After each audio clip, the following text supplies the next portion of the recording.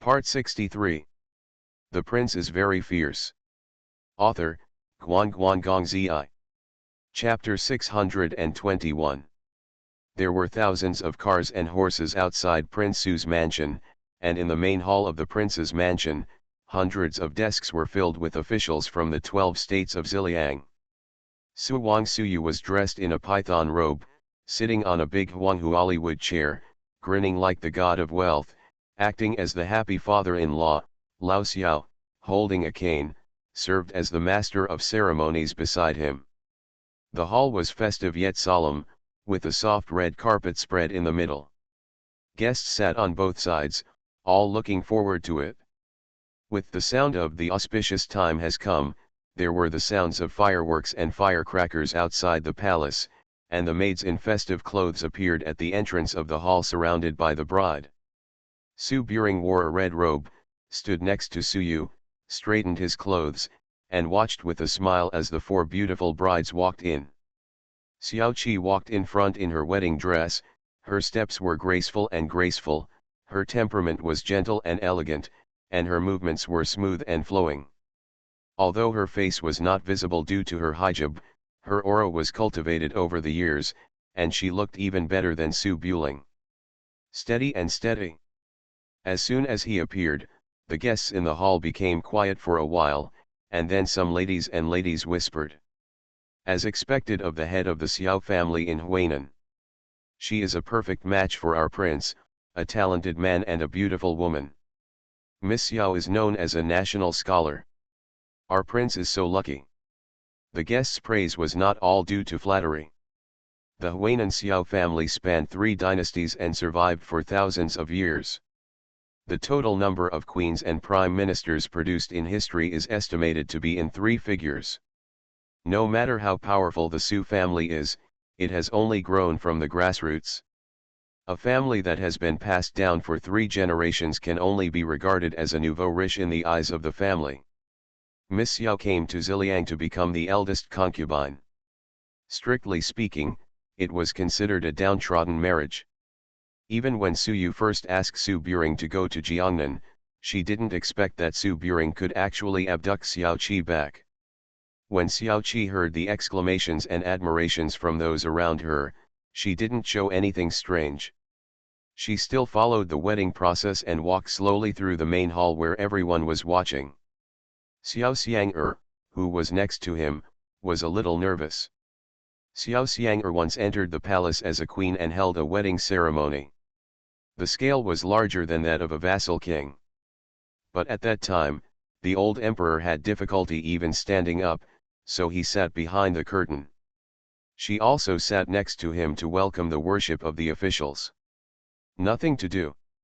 Now worshipping heaven and earth according to the etiquette, and having not practiced beforehand, Xiao Xiang'er was a little afraid of making a mistake, so she followed Xiao Qi in a polite manner, paying attention to her sister's every move. Xiao Xiang'er was a little nervous, and Zhongli Jiju was naturally even more nervous. Zhongli Jiju was born in an old village in the mountains of South Vietnam, and she was a woman traveling alone for thousands of miles. She had seen many weddings, but this was the first time she had seen such a large-scale wedding ceremony. She originally thought that it would be like getting married to someone else's children, with only a dozen tables of relatives and friends. However, when she arrived at the main hall of the palace, she found that there was a sea of people, and even the square outside was full of people. Zhongli Jiju had been worried about his apprentice Chu Chu these days and had been discussing it with Ning Yu. He had no time to ask Xiang'er and Hongluan for advice. Standing here now, I am completely confused. I can't even figure out the east, west, north, and south. I can only stare at Su Buling's boots to avoid bending in the wrong direction. Needless to say, Song Yufu stood between the 3 eldest sisters, wishing that she was shorter so that no one could see her. She could clearly see that her hands folded on her waist were trembling slightly as she followed Xiao Qi. Xiao Qi's skirt could only be seen from under the hijab. When Xiao Qi stopped, she almost hit Xiao Qi's back, and her face turned even redder. After the bride took her place, Su Buring walked up to Xiao Qi, and the hall became quiet, and you could hear a pin drop. With a bit of relief in his eyes, Lao Xiao straightened his clothes and said loudly. Two surnames come together in marriage, make a contract together, and have a good relationship forever, and they have the same name. The rules of a princely wedding ceremony are far more complicated than those of ordinary people. The congratulations are lengthy and eloquent, and every word is carefully considered by the staff. Su Buring actually wanted to make the wedding more romantic, just like Aunt Lu, where the family would burn a bonfire in the sea of flowers, hold candles, and talk at night. But in this world where etiquette is so important that even the carriages of emperors and princes cannot be overstepped by a few horses, engaging in romance according to his wishes would be disrespectful to many girls. Moreover, the identity of Prince Su's crown prince is here. When marrying the crown princess, it is impossible to throw away the vassals and many generals and families of the Su family, so it should be grand. Even if it is a bit lengthy and cumbersome, it is better than leaving a secret in the hearts of the ladies. Small pimples are better. Old Xiao recited his congratulatory message seriously, first telling the ancestral honors of the Su family, and then the ancestral honors of the Xiao family, and then thanking the emperor for his kindness and the people. It took less than half an hour. Song Yufu stood in front of everyone. She was under too much psychological pressure and gradually couldn't hold on. She didn't know how long it took before she heard. Worship the heaven and the earth. Song Yufu woke up with a start, turned around nervously, and bowed to heaven and earth. During this time, I also heard a voice of comfort coming from beside me. Don't be nervous, relax. After hearing Su Buling's voice, Song Yufu relaxed a lot and hummed softly. Outside the main hall of the palace, maids and servants were running back and forth, and the guests were all watching the newcomers in the hall quietly. Because they were not familiar with the dignitaries in the palace, the three little girls did not dare to sit near King Su. They did not sit down at the table. Instead, they stood side by side on a tall building in the palace, looking at the scene in the hall. Zhu Manzi's face was full of joy. He held up the telescope and looked back and forth at Zhongli Jiju and Song Yufu. He said with a smile. Look, look, look, Das Hong's legs are trembling, there are so many people, he must be scared to death, Xiao Song is turning a little slower, Mr. Su must be talking about her. Ning Qingyi's expression was as calm as ever, with so many dignitaries staring at us, anyone would be nervous. You are showing off now. When you stand there, I'm afraid you won't even dare to raise your head. You want to hide in Su Buling's arms. Tisk, I won't be stage fright.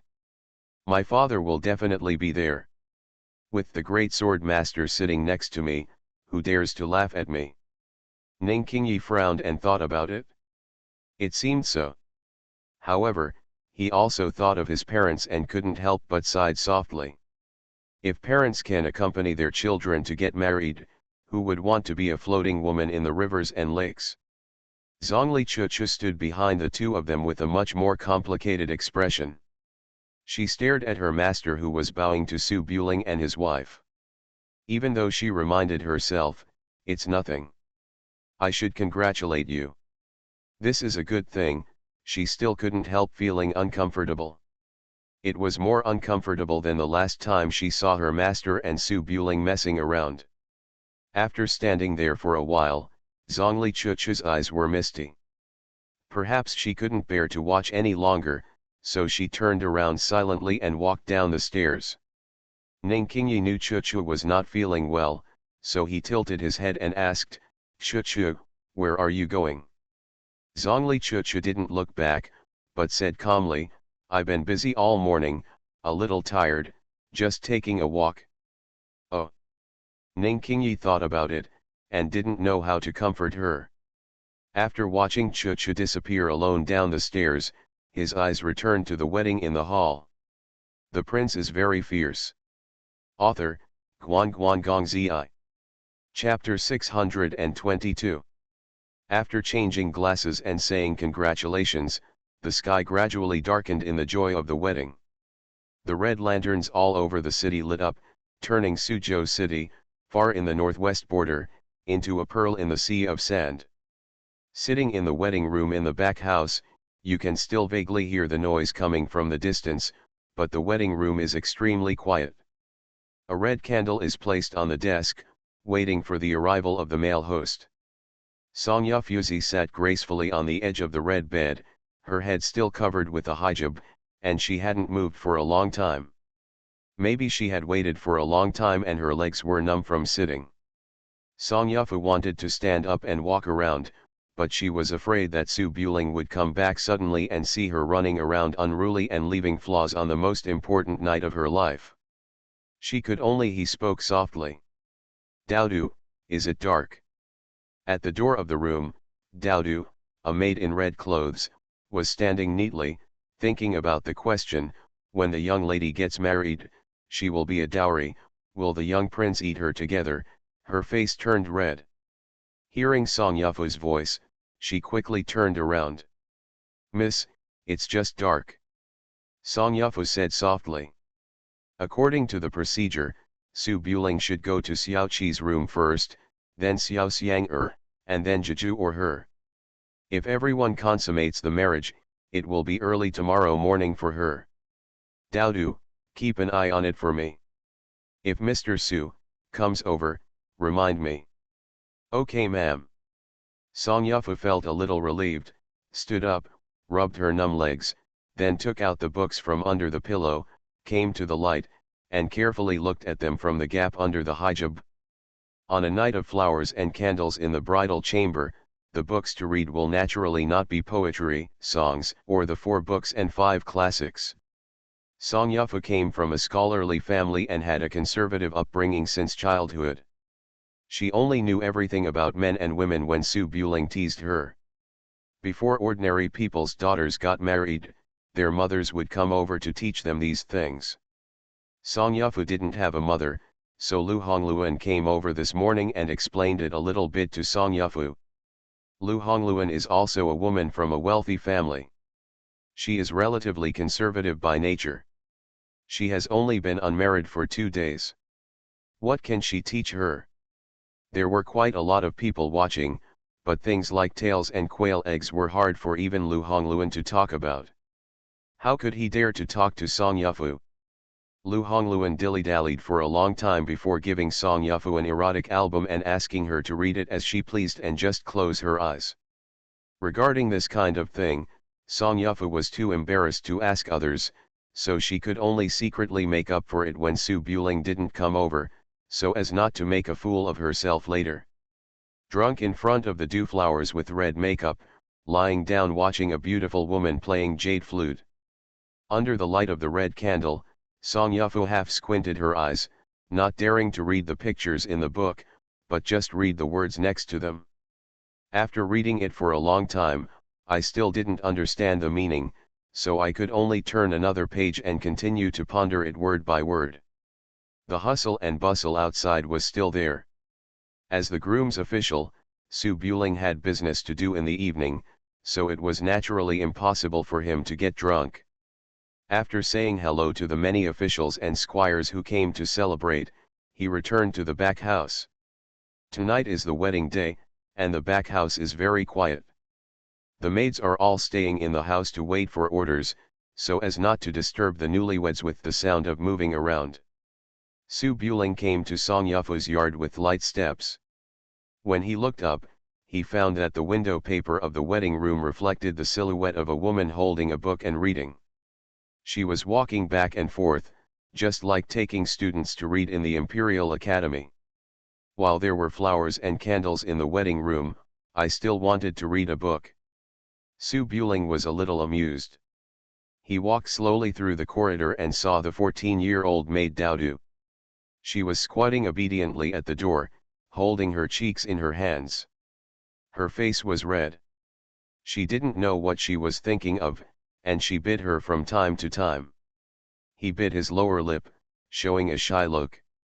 Su Buling walked up to Daodu and looked down at Daodu carefully, but Daodu didn't come back to his senses. It wasn't until Su Buling stretched out his hand and pinched Daodu's little face that Daodu suddenly woke up. Daodu trembled with fright, and looked up. The little prince, who was still imagining just now, was looking at her with a smile, and his hand was still on her face. Daodu's face suddenly turned red, and she quietly pulled her face out of Su Buling's fingertips, stood up, covered her face, and ran away, running faster than a rabbit, disappearing around the corner of the room in the blink of an eye. This little girl. Su Buring shook his head, straightened his clothes, and raised his hand to open the door. The lights in the room were dim, and a woman in a gorgeous wedding dress was standing at the round table and pacing back and forth, holding a book in her hand and wearing a hijab on her head.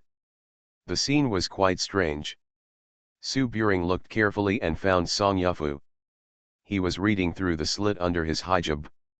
Hearing the sound of the door opening, Song Yufu came back to her senses, put down her books, and turned her head towards the door. "Daodu, why did you come in?" Su Buling closed the door and said with a smile. "You don't forget to read when you get married. Isn't it boring?" Song Yufu's body suddenly stiffened, and then she hid the erotic album in her lower back. Why are you here now?" He said that he was running towards the embroidery bed in a hurry. He couldn't tell the north, south, east and west with his hijab, and almost bumped into the table. Su Buletinling stepped forward and held Song Yufu's arm. "Your sister Kikai feels sorry for you and asked your husband to come over to accompany you first. What's wrong? Did it disturb you from reading? What is it?" "It's more important than my husband." Song Yufu's cheeks under the hijab were so red that they seemed to be bleeding, and she hurriedly hid the book behind her. "Nothing, just looking around, ah dash." Song Yufu was talking when she realized that her hand was empty. The erotic book was taken away, and then she heard the man chuckle. Song Yufu was so embarrassed that she wanted to find a hole to hide in. She secretly blamed Daodu for being good at eating and not doing anything. Her head was almost buried in her chest. I didn't read it on purpose. I happened to find this book under the pillow. I flipped through it casually and thought the couplets on it were weird, so I read it a little more." Su Buling flipped through the erotic book and threw it on the table. Looking at the timid Song Yufu, he said softly, Okay, we have already worshipped the heaven and earth, what is there to be shy about? Go over and sit down." Song Yufu was about to cry anxiously. Seeing that Su Buling did not ask questions, she secretly breathed a sigh of relief, and quickly pulled Su Buling's sleeve and walked to the side of the marriage bed and sat down. Su Buling took out the golden scale and gently lifted the veil. Under the red candle, the young face of the woman came into view. Her eyebrows were like willow leaves, her red lips exuded a fresh and juicy luster under the candle light, and her oval cheeks showed a rare bit of beauty under the background of makeup. Song Yufu's face was as red as an apple, and she didn't dare to look at Su Buling. She lowered her head and pursed her lips, but didn't know what to say. Su Buling put down the veil, raised his hand to lift Song Yufu's chin, and smiled. "My wife, call me husband." "Oh." Song Yufu just remembered the process, secretly cheered herself up, glanced at Su Buling, and said seriously, "Husband, husband." Su Buling nodded with satisfaction, took the wedding wine from the table, sat down next to Song Yufu, and handed her a cup. Song Yufu looked at the man so close to her, and felt confused. She slowly passed through Su Buling's arm and drank the wine in the cup. As a result, the wine was too strong, and she coughed twice. She quickly covered her lips with her sleeves, and her eyes were full of tears, which was quite pitiful. Su Buling put down the wine glass and smiled gently. "Okay, it's done." Song Yufu dodged her eyes, nodded, hesitated for a moment, and then took off her embroidered shoes, shrank back to the bed, turned over and knelt, and slowly spread out the red quilt. Her back was burning, and she could clearly feel Su Buling looking at her from behind. She didn't dare to say a word, and she didn't even dare to make a sound. Su Buling looked at Song Yufu's back as she spread out the quilt. Her skirt was round, and her back was quite seductive. But he didn't touch her for fear of scaring Yufu.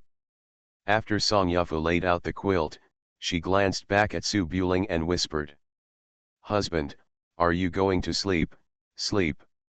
"Yes." Su Buling's expression was calm, and he raised his hand to untie the belt of his red outer robe. Song Yufu lowered his eyes quickly, not daring to look. After a short pause, he carefully untied his wedding dress.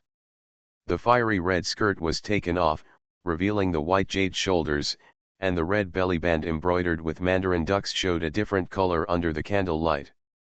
Before Su Buling had time to take a closer look, Song Yufu, with a flushed face, quickly pulled down her skirt, got into the quilt, wrapped herself tightly, shrank to the edge of the bed against the wall, closed his eyes tightly, and his cheeks were full of fear. Su Buling shook his head and chuckled, got up and blew out the candle, put down the curtain, and then lay down on the outside and closed his eyes. The bridal chamber was quiet, and a little noise could be heard from the outer house. Song Yufu's body was tense. She waited for a long time, but Su Buling didn't move. She was confused. Could it be that I did something wrong? Thinking of this, Song Yufu quietly opened her eyes, glanced to the side, and said in a barely audible voice, "Husband, husband, you." Su Buling opened his eyes and blinked, and said calmly, "What's wrong?" Song Yufu's eyes showed a bit of confusion, and she hesitated.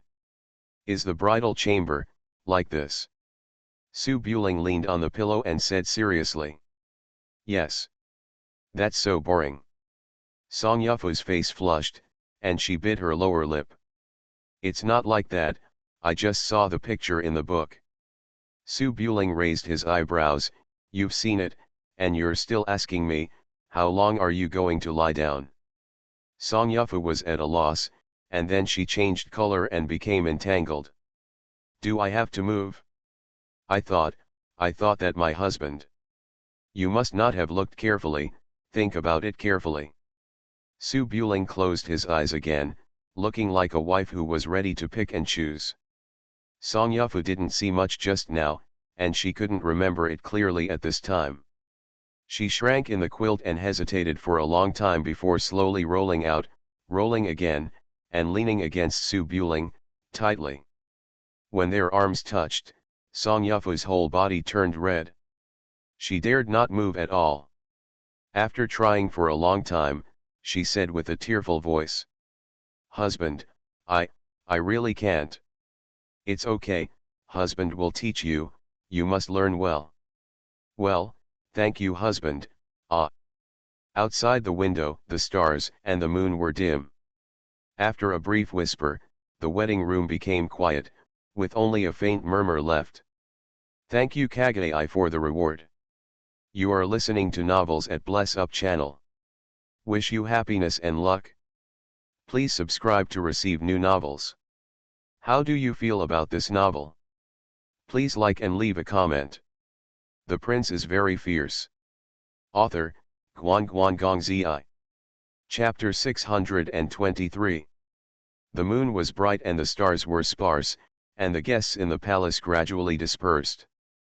In the main courtyard where Su Buling lived, the lights were on in the wedding room with a wedding character on it, and the maid stood at the door waiting quietly. In the room, Xiao Qi did not take off her wedding dress, and covered her head with a veil, quietly waiting for her husband to return. As the prince's wife, Su Buling should have been with her tonight, but Xiao Qi's character has been like this since childhood. She is very domineering and does not give in to official affairs, but she is very caring for the people around her. Whether she was scolded for taking the blame for her sister when she was young, or she was implicated by her sister and lost her innocence when she grew up, Xiao Qi never complained about her sister, and even worried that her sister would blame herself after knowing it. For family members, you should always be tolerant and never hesitate, even if you suffer a little grievance. But women, You only marry once in your life, and Xiao Qi is still a lady waiting to be married. How can she not have any thoughts on this wedding night? Originally, after returning, Xiao Qi wanted to take off her makeup and continue to be busy with her official business. But after sitting in this bridal chamber, she suddenly stopped rushing for work. After all, no matter how big the world is, there will be a day when it will be over, and the husband and wife should accompany each other until they are old, until one of them closes his eyes first. What else is more important than now? Xiao Qian sat quietly on the bed, looking at the red satin in front of her, a little absent-minded.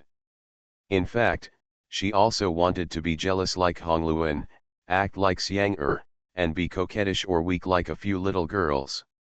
But a family must have someone standing behind and silently paying. She was born like this. She dedicated everything to the family in the Xiao family, and the same was true in the Su family. The love between children is long, she wants it very much, but she doesn't want to fight for it. She wants to leave these unrestrained things to her family. It's enough to give her a word of Kikai every day. Who let her be called Xiao Qi? It should be like this. Thoughts are endless, and a long time has passed unknowingly, and footsteps are heard outside the door. Xiao Qi sat up a little straighter, regaining her usual calm and understanding look, waiting for Su Buling to lift the veil, and then called him husband. The door opened and closed, and the familiar footsteps came from far away until a pair of shoes appeared in front of her. Then, a big hand reached out to the fabric button on her lapel and gently opened it. Xiao Qi was slightly stunned, and then raised her hand and hit that hand. Su Buling, what are you doing? Su Buling had just coaxed the exhausted Yu Fu to sleep, and with a smile on his face, he stood in front of Xiao Qi, who was covered with a veil, and said seriously. Bridal chamber. Xiao Qi was speechless for a moment, and pushed Su Buling's hand away. You are going to the bridal chamber like this? I'm still covered with a veil. Su Buling smiled. Isn't it interesting that you can't see anything with the veil covered? Xiao Qi blinked her eyes, thought a little, and thought it was quite interesting. But the wedding night is not a fun time. Xiao Qi buttoned up and said seriously. You and I are married in a formal way, and we still have to follow the rules. I will hide it and let you toss it next time. Chi is really good. Su Buling smiled and nodded, took the scale from the side, and lifted the red veil. Xiao Qi looks exactly like Xiang both of them are as beautiful as Lotus and more beautiful than others, but their temperaments are so different that even if they look the same, you can quickly tell who is the elder sister. Just like at this moment, Xiao Qi's almond-shaped eyes are serious and calm, without any evasion or shyness, and her thin red lips are smiling. She is obviously sitting on the bed with her head raised, but she has an aura of looking down at Su Buling.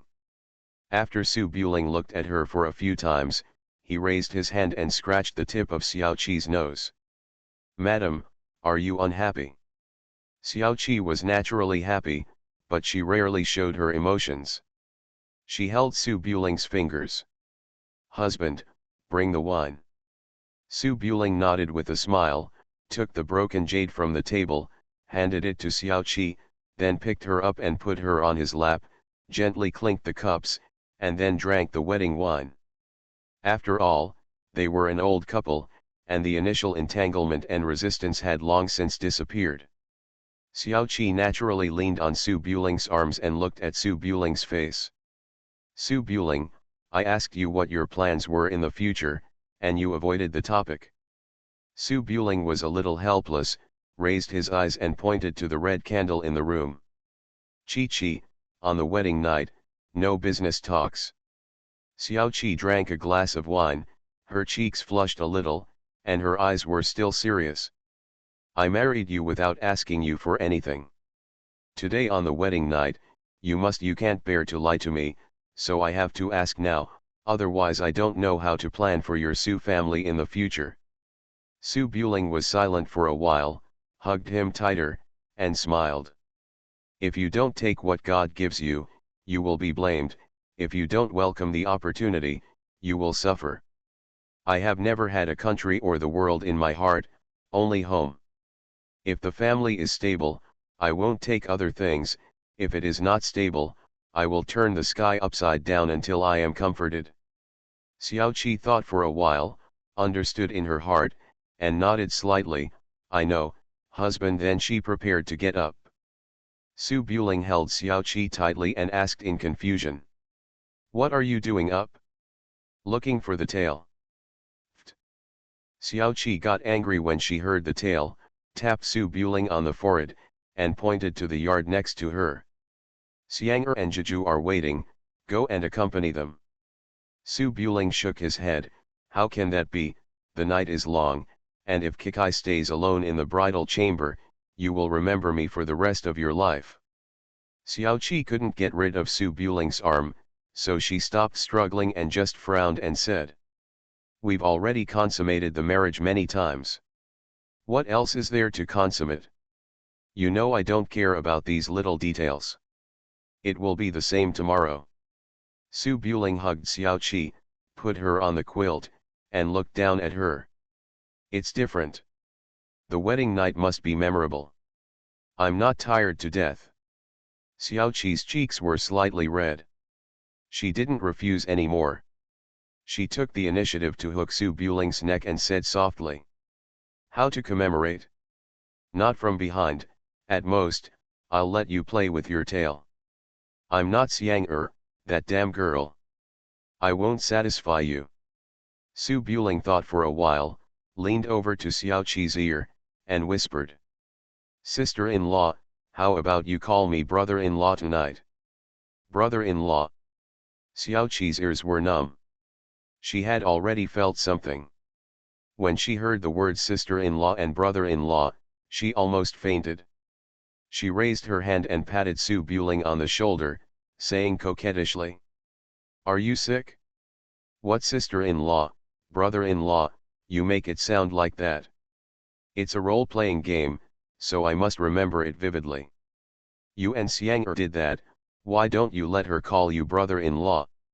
It's not like we haven't called her that before, Xiang'er doesn't even call me good brother recently, she always calls me brother-in-law. This damn girl is too much. Xiao Qi's eyes turned slightly, and she hesitated for a moment. Sister, brother-in-law, oh so weird, forget it. Chi, be good, no, sister-in-law, be good. Tisk, brother-in-law, what are you doing, don't. The candlelight went out, and in the spring breeze in the garden, the couple's night talk appeared and disappeared from time to time. The prince is very fierce. Author, Guan Gong Zi. Chapter 624. The moon is on the branches, and I don't know what day it is. Su Buling walked out of the wedding room and closed the door quietly to avoid waking Xiao Qi, who was already asleep. The brother-in-law thing just now must have been a joke to Xiao Qi. When Xiang'er was awake, she would call her Su Buletin Ling arrogantly. If she was dizzy, just feel aggrieved. Good brother, how could she bother to pay attention to the title? But with Xiao Qi taking the lead, Xiang'er will probably agree to it again if he tries to fool Xiang'er about this later. Thinking like this, Su Buletin Ling came to Xiang'er's yard in a daze. The maid Chiao Yi was leaning against the door and fell asleep. When she saw him, her face turned red. She hurriedly saluted and knocked on the door again. Down, then lowered his head and ran away. Su Buling came to the door, raised his hand and pushed open the door, acting like a polite gentleman. He originally wanted to give Mr. Bao a scholar's gift, but the curtain was empty, and there was no trace of the bride at all. Baby. Su Buling was a little confused. Just when he turned around to check, he found that the door had been slammed shut. Xiao Xiang'er stood behind the door, wearing a red slim-fitting prince's robe, which outlined her tall and straight figure. She had 3,000 black hair tied up with a gold crown. She also held a flower and bird fan in her hand. Her lips were red and her teeth were as white as snow. At first glance, she looks like a pretty sissy. Su Buling glanced up and down. Baby, why are you wearing men's clothes? How can I lift it without a hijab? Xiao Xianger swayed her folding fan gently, and the corner of her mouth curled up with a sweet smile. Xiao Buletinling, do I look good? Su Buling blinked, shook his head and smiled.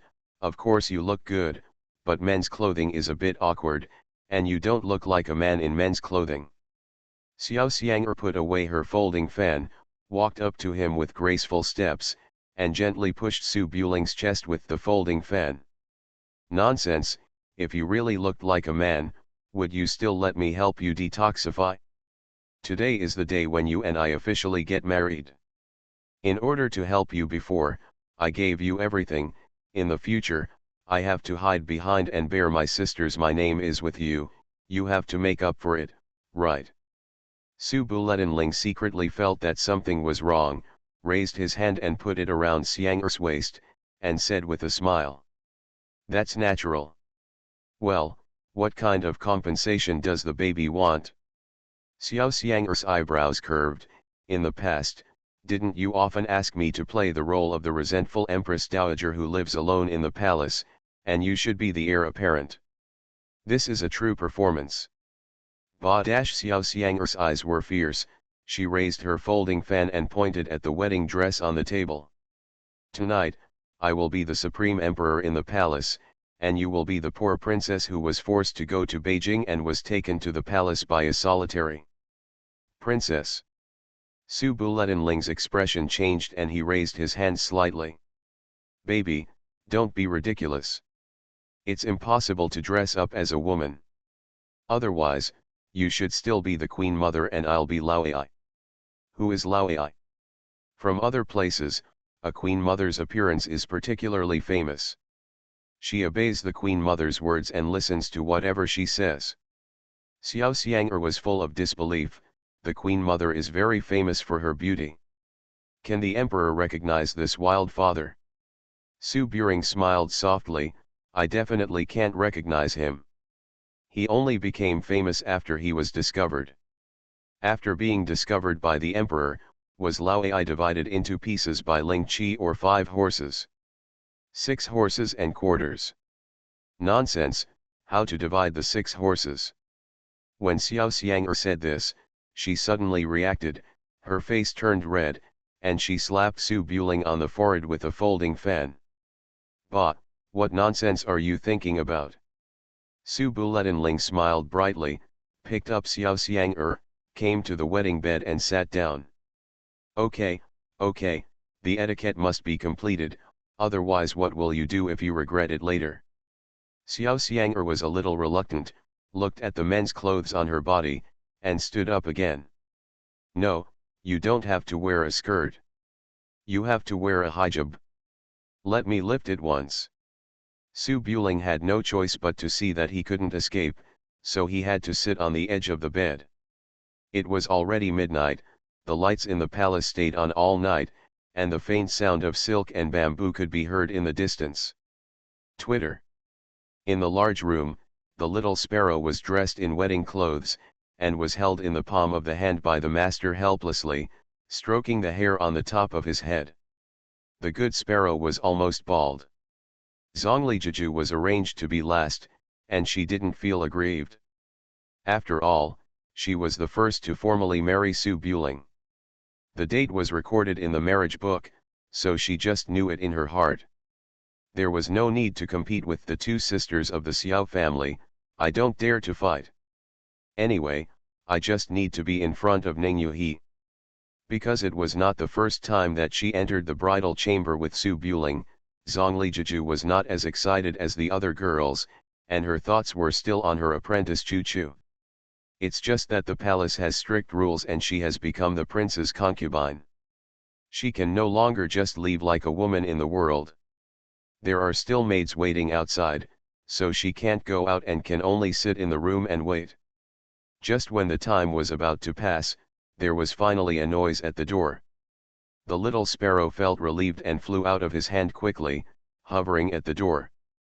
As soon as the door opened, he swooped out to find the unwarm bird, but the warm-hearted little nightingale. Su Buling opened the door and walked into his young wife's room. He looked relaxed and did not show any signs of fatigue. After closing the door, he said, "Jeju, are you impatient? I've treated you badly."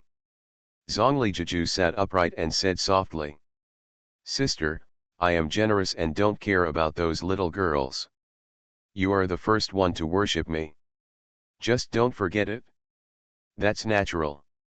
Su Buling walked closer, used the weighing pole to look seriously, and picked up Zhongli Jeju's red hijab. Zhongli Jeju raised his eyes and saw Su Buling, who smelled of alcohol. His face turned slightly red and he nodded slightly. "Xiangong." Su Buling came forward and kissed his forehead, "Madam." "Yeah." Zhongli Jeju tilted his head slightly and hid. Seeing that Su Buling looked a little weak and felt a little sorry for the man, he helped Su Buling sit down next to him, got up and got a glass of wine.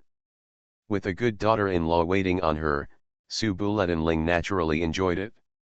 He raised his hand to take the wine glass, drank both of them in one gulp, and then leaned towards Jeju. Zhongli Jeju raised her hand to cover Su Buling's lips, stood up and sat behind her, gently massaging her shoulders.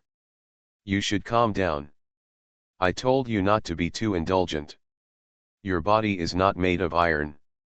Su Buling shook his head. "After all, it is a serious marriage, and you still have to pay attention to what should be paid attention to. Otherwise, when you look back in the future, it will be so regretful. Come on, come on."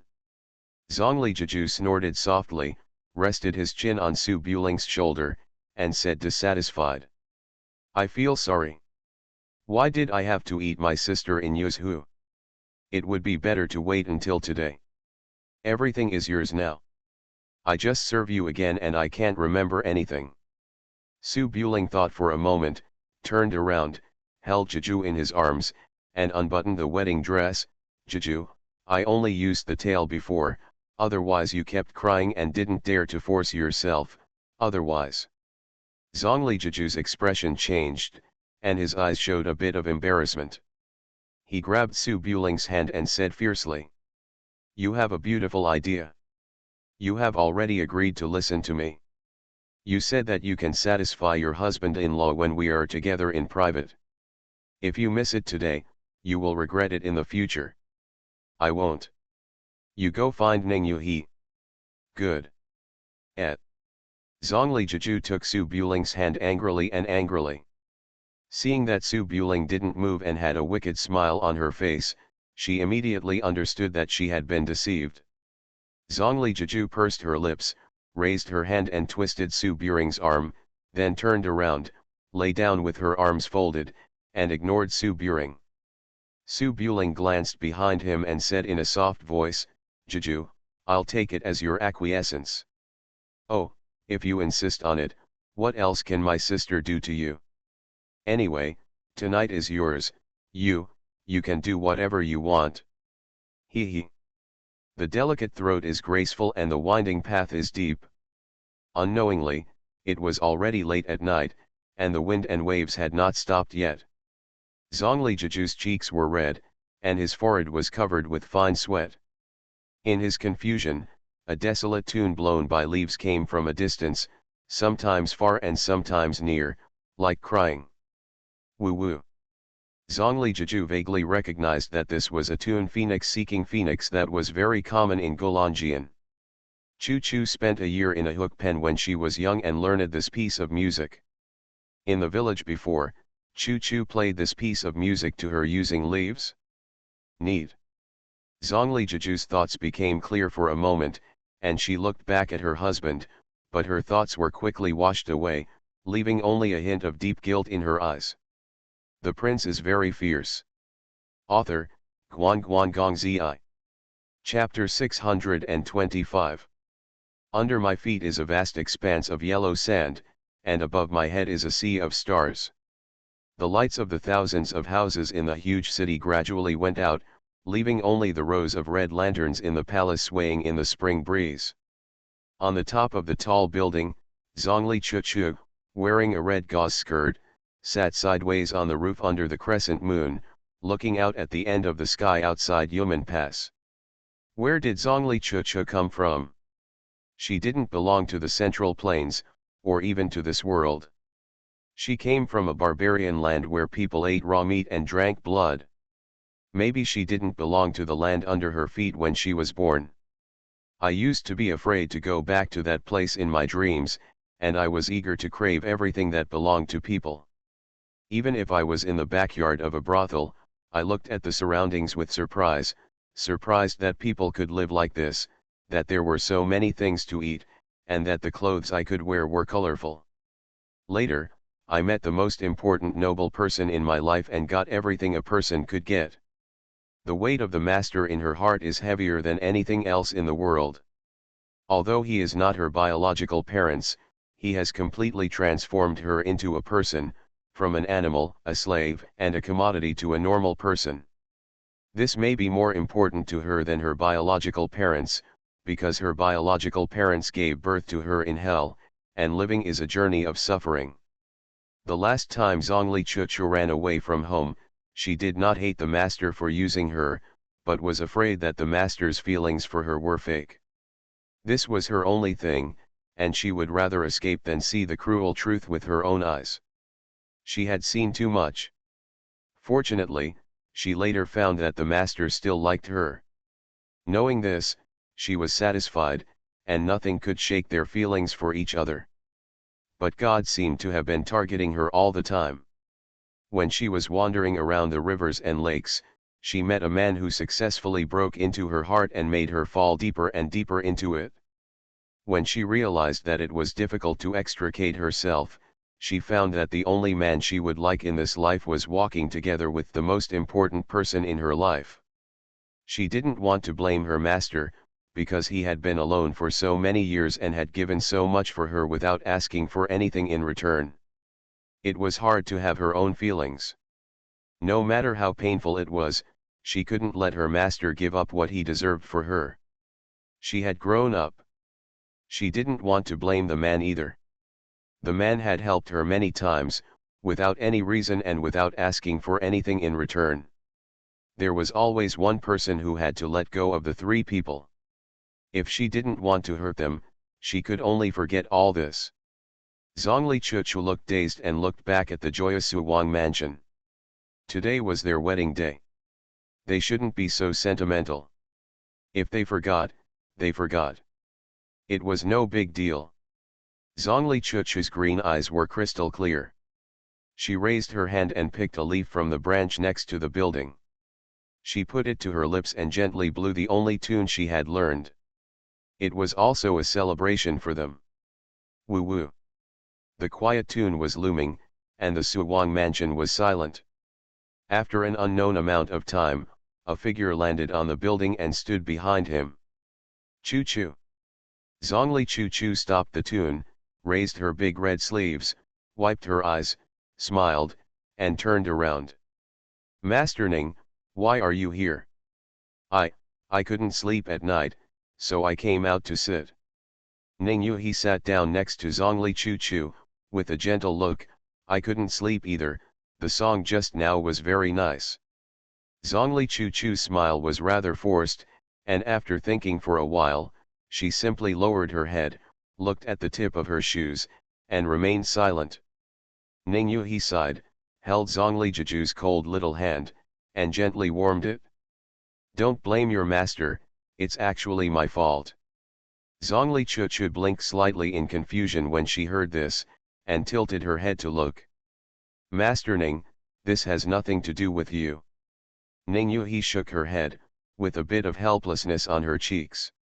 When your master was in the Central Plains, she fought with me. Although her methods were not glorious, they were not out of line. She was just annoying. I encountered some bad things back then, and the way I treated her was not appropriate. I almost never gave her a good face, and I asked the people of Wudang Mountain to drive her out. This doesn't need to be said about your master. If it were me, I would also hold a grudge. Zhongli Chuchu smiled and didn't comment. Later, I met your master again in Yueyang. Your master was looking for you at the time, and didn't know about your relationship with Su Buling. I had no relationship with Su Buling at the time, we were just friends in the martial arts world, and we have no relationship now. Yes, your master knew that I accepted Su Buling as an apprentice, and the old grudge still existed, so he naturally wanted to continue competing with me. At that time, I had already done that with Ling Er. I thought your master was annoying, so I instigated her a few words. You know your master's temper, he hated me the most, and after being provoked by me, he and Ling Er. Zhongli Chuchu shook her head. Shaking his head, it doesn't matter, it's all the same. Ning Yu sighed, sat closer, and advised seriously. I know you like Su Buling too, there's really nothing you can do about this. Just like King Yi and I, we were both together by accident. If there was a chance, I would also like to avoid it, but it's unavoidable. I was the same as you, I couldn't bear to part with King Yi and Su Buling, so I thought about withdrawing myself, so as not to ruin their marriage. Zhongli Chuchu felt the same way when she heard this, and subconsciously tilted her head and listened carefully. But later I discovered that marriage is destined by God, and it is inevitable. The farther we go, the harder it is to let go. And Su Buling won't let me go, and he won't let you go either. It's such a mess outside, if you don't care regardless of leaving, Su Buling still has to look for you. He is a prince, how can he hide in this world? Zhongli Chuchu hesitated a little, but staying here, could it be possible that I would be like you? Ning Yu smiled softly, master and apprentice are not related by blood, it's just a title, and the feelings for each other are real. Just like me and King Yi, your master wants to protect you for the rest of his life, and I also want to protect King Yi for the rest of my life. King Yi also values me very seriously, and this feeling will never change. I am now with Su Buling, and my feelings for King Yi have never changed. Even if I marry a man, I will still protect her. If I had to choose between Su Buling and Qing Ye, I would rather die myself. But I don't want to choose. If we can live together as a family with Mai Mei, why should we have to part ways? King Yi won't be happy if I leave, and I won't be able to survive if King Yi leaves. The same goes for your master and you. Do you think that if you leave alone, your master will live a happy life in the next life? Zhongli Chuchu frowned slightly, hesitated for a long time, and did not answer. Ning Yu put his arm around Chuchu's shoulders and said seriously. The master-disciple status is no bigger than the relationship that has been together day and night for so many years. In the final analysis, it is just a knot in the heart. The knot in the heart cannot be untied, and the relationship is clinging to the heart. In the end, the three of them have a bad life, the knot in the heart is untied. The cherished people are all here, and the relationship between each other has deepened, and it has no impact on life. As for the gossip outside, there are countless messes in the prince's family, and even 3 generations of grandchildren share the same husband. Zhongli Chuchu staggered when he heard this, and raised his hand to rub his arm with goosebumps. Ning Yu coughed lightly and continued. The identity of the prince is here. No one dares to gossip. It's just about whether you want to or not. Your master is getting married today. It is a happy day. If you sit here and become overshadowed, your master will only feel guilty. Why is she feeling guilty? You can hear her screams here. We are sitting too close together. Alas, you still have to think about this matter yourself. This is all I can say. If you really want to leave, I will tell Ling Er tomorrow and send you back to South Vietnam. From now on, I, Jeju, King Yi, with our children and Su Buling, come over to see you every few years. Is this human language? Zhongli Chuchu's eyes were filled with astonishment, and he sat up a little straighter. Taoist Master Ning, when did I say I was leaving? Ning Yu sighed, I think you don't want to stay in this sad place. You can leave as long as you want. You can go out and be clean for a few years. You are still young and alone. You can see through it after 10 years of thinking. I just thought about it for 10 years. In the coming year, I will understand how people should live. Zhongli Chuchu didn't want to waste 10 years of his youth in the mountains and valleys, so he quickly shook his head. I don't want to leave, I just can't sleep and come out to sit. Ningyu he smiled softly, it's fine if you don't want to leave. Then you have to deal with the small setbacks in life. It's not enough to be so sad all the time. Originally, your master wanted to find an opportunity to confess this matter to you, okay. It's the best of both worlds. You accidentally bumped into me, and your master felt very guilty. Besides, with King Yi and me in front, what are you worried about? When Zhongli Chuchu heard these words, he was a little confused and thought carefully. How can I look down on it? I just feel a little awkward. It's definitely awkward now, but what about in the future? King Yi and I will let the three of us live happily. The three of you are separated forever and are strangers. It's not just as simple as being awkward, right? You only have one life, so don't let the three of you live happily. All the good things you wanted were destroyed. Zhongli Chuchu blinked his eyes, unable to get around the corner. However, according to what Ningyu he said, Xiaoning and Su Buling would be happy together in the future. She and her master would have a hard time even if they broke up with each other, and the sense of gap came at that time. Zhongli Chuchu nodded slightly, then shook his head slightly. After a long silence, he said, I know, thank you, Taoist Ning, I will go back to sleep first. He stood up and flew away. After Ningyu he waited for Zhongli Chuchu's figure to disappear, her gentle expression gradually turned red, and she secretly cursed herself, Ningyu he, why are you so shameless? After a long time, he suppressed his thoughts. Strange. After blowing the cold wind alone for a while, Ningyu he jumped off the building and came to Zhongli Chuchu's yard. Outside the wedding room, he raised his hand and knocked twice. Damn bitch, you're not done yet, are you? Are you ashamed? Hee, Mr. Xian. Master, come here. Sigh.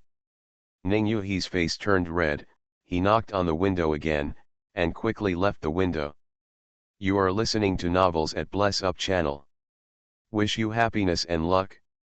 Please subscribe to receive new novels. How do you feel about this novel? Please like and leave a comment. The Prince is very fierce. Author, Guan Gong Zi. Chapter 626. The whisper of February nourishes all things, and the snow on Yuelu Mountain melts away overnight, replaced by green mountains and spring breeze. In a small village, an old master in cloth clothes stood under the eaves with his hands folded, looking at the thousands of miles of rivers and mountains in Chu. The sound of reading aloud could be heard from the distant school.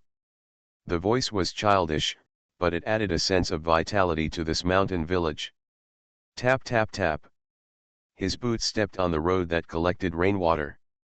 Maikushin, who was carrying a bookcase on his back, came to the courtyard outside the eaves with an umbrella and bowed. Master, why didn't you go to the woods to play chess? The old master didn't even raise his eyelids and said few words as usual. Didn't you see the rain? Well. Maikushin laughed, walked closer, put down the book box under the eaves, and looked around. Why are Big White Goose and Ah Huang missing? Master made stew? Did you leave a bite for me? They ran all the way, still hungry. The old master looked to the northwest and said, I will give it away as a dowry. When Maikushin heard this, he showed a bit of dissatisfaction on his face. Su Buletin kidnapped Yufa without giving her a betrothal gift, and even took away her livestock. Why is he so thick-skinned? Fortunately, this house is and the zone cannot be left. The old master snorted lightly, not only the house and land, that guy, even I want to take it away. Maikushin was stunned, then walked closer and asked curiously, Su Buling still wants to ask master to go to Ziliang to give advice to the Su family. The old master walked into the rain and walked slowly along the stone path in the mountains. The purpose of letting Su Buling go to Yuzhu is to let Songji find out that Su Buling is snatching the jade seal in Yuzhu, so he can send troops to the northwest to guard against King Su, leaving an opening for northern Qi to break through. I asked you to deliver a message to King Chu. The purpose of revealing the news about Bodhi Island was to involve the three kings of Wu, Chu, and Su in the Jade Seal dispute and make them grudge against each other.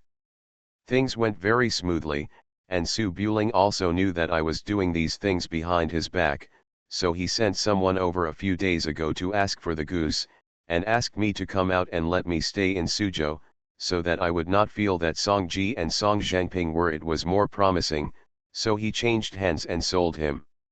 Mei Kushan followed behind, holding an oil paper umbrella to protect him from the rain. Master has already married Yu Fu to him, is he still worried? The old master smiled softly, his worry is right.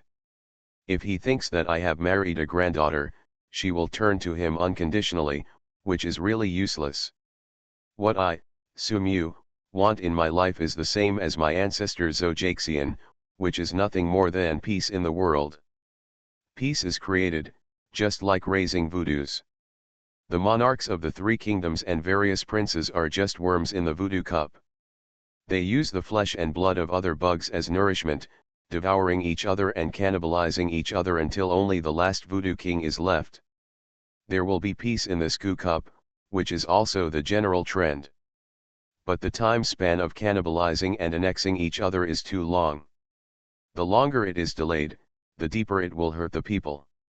What I did was to go with the general trend, pick a bug that looked the strongest, and push it twice so that it could sweep across Liuhe and eat other bugs faster.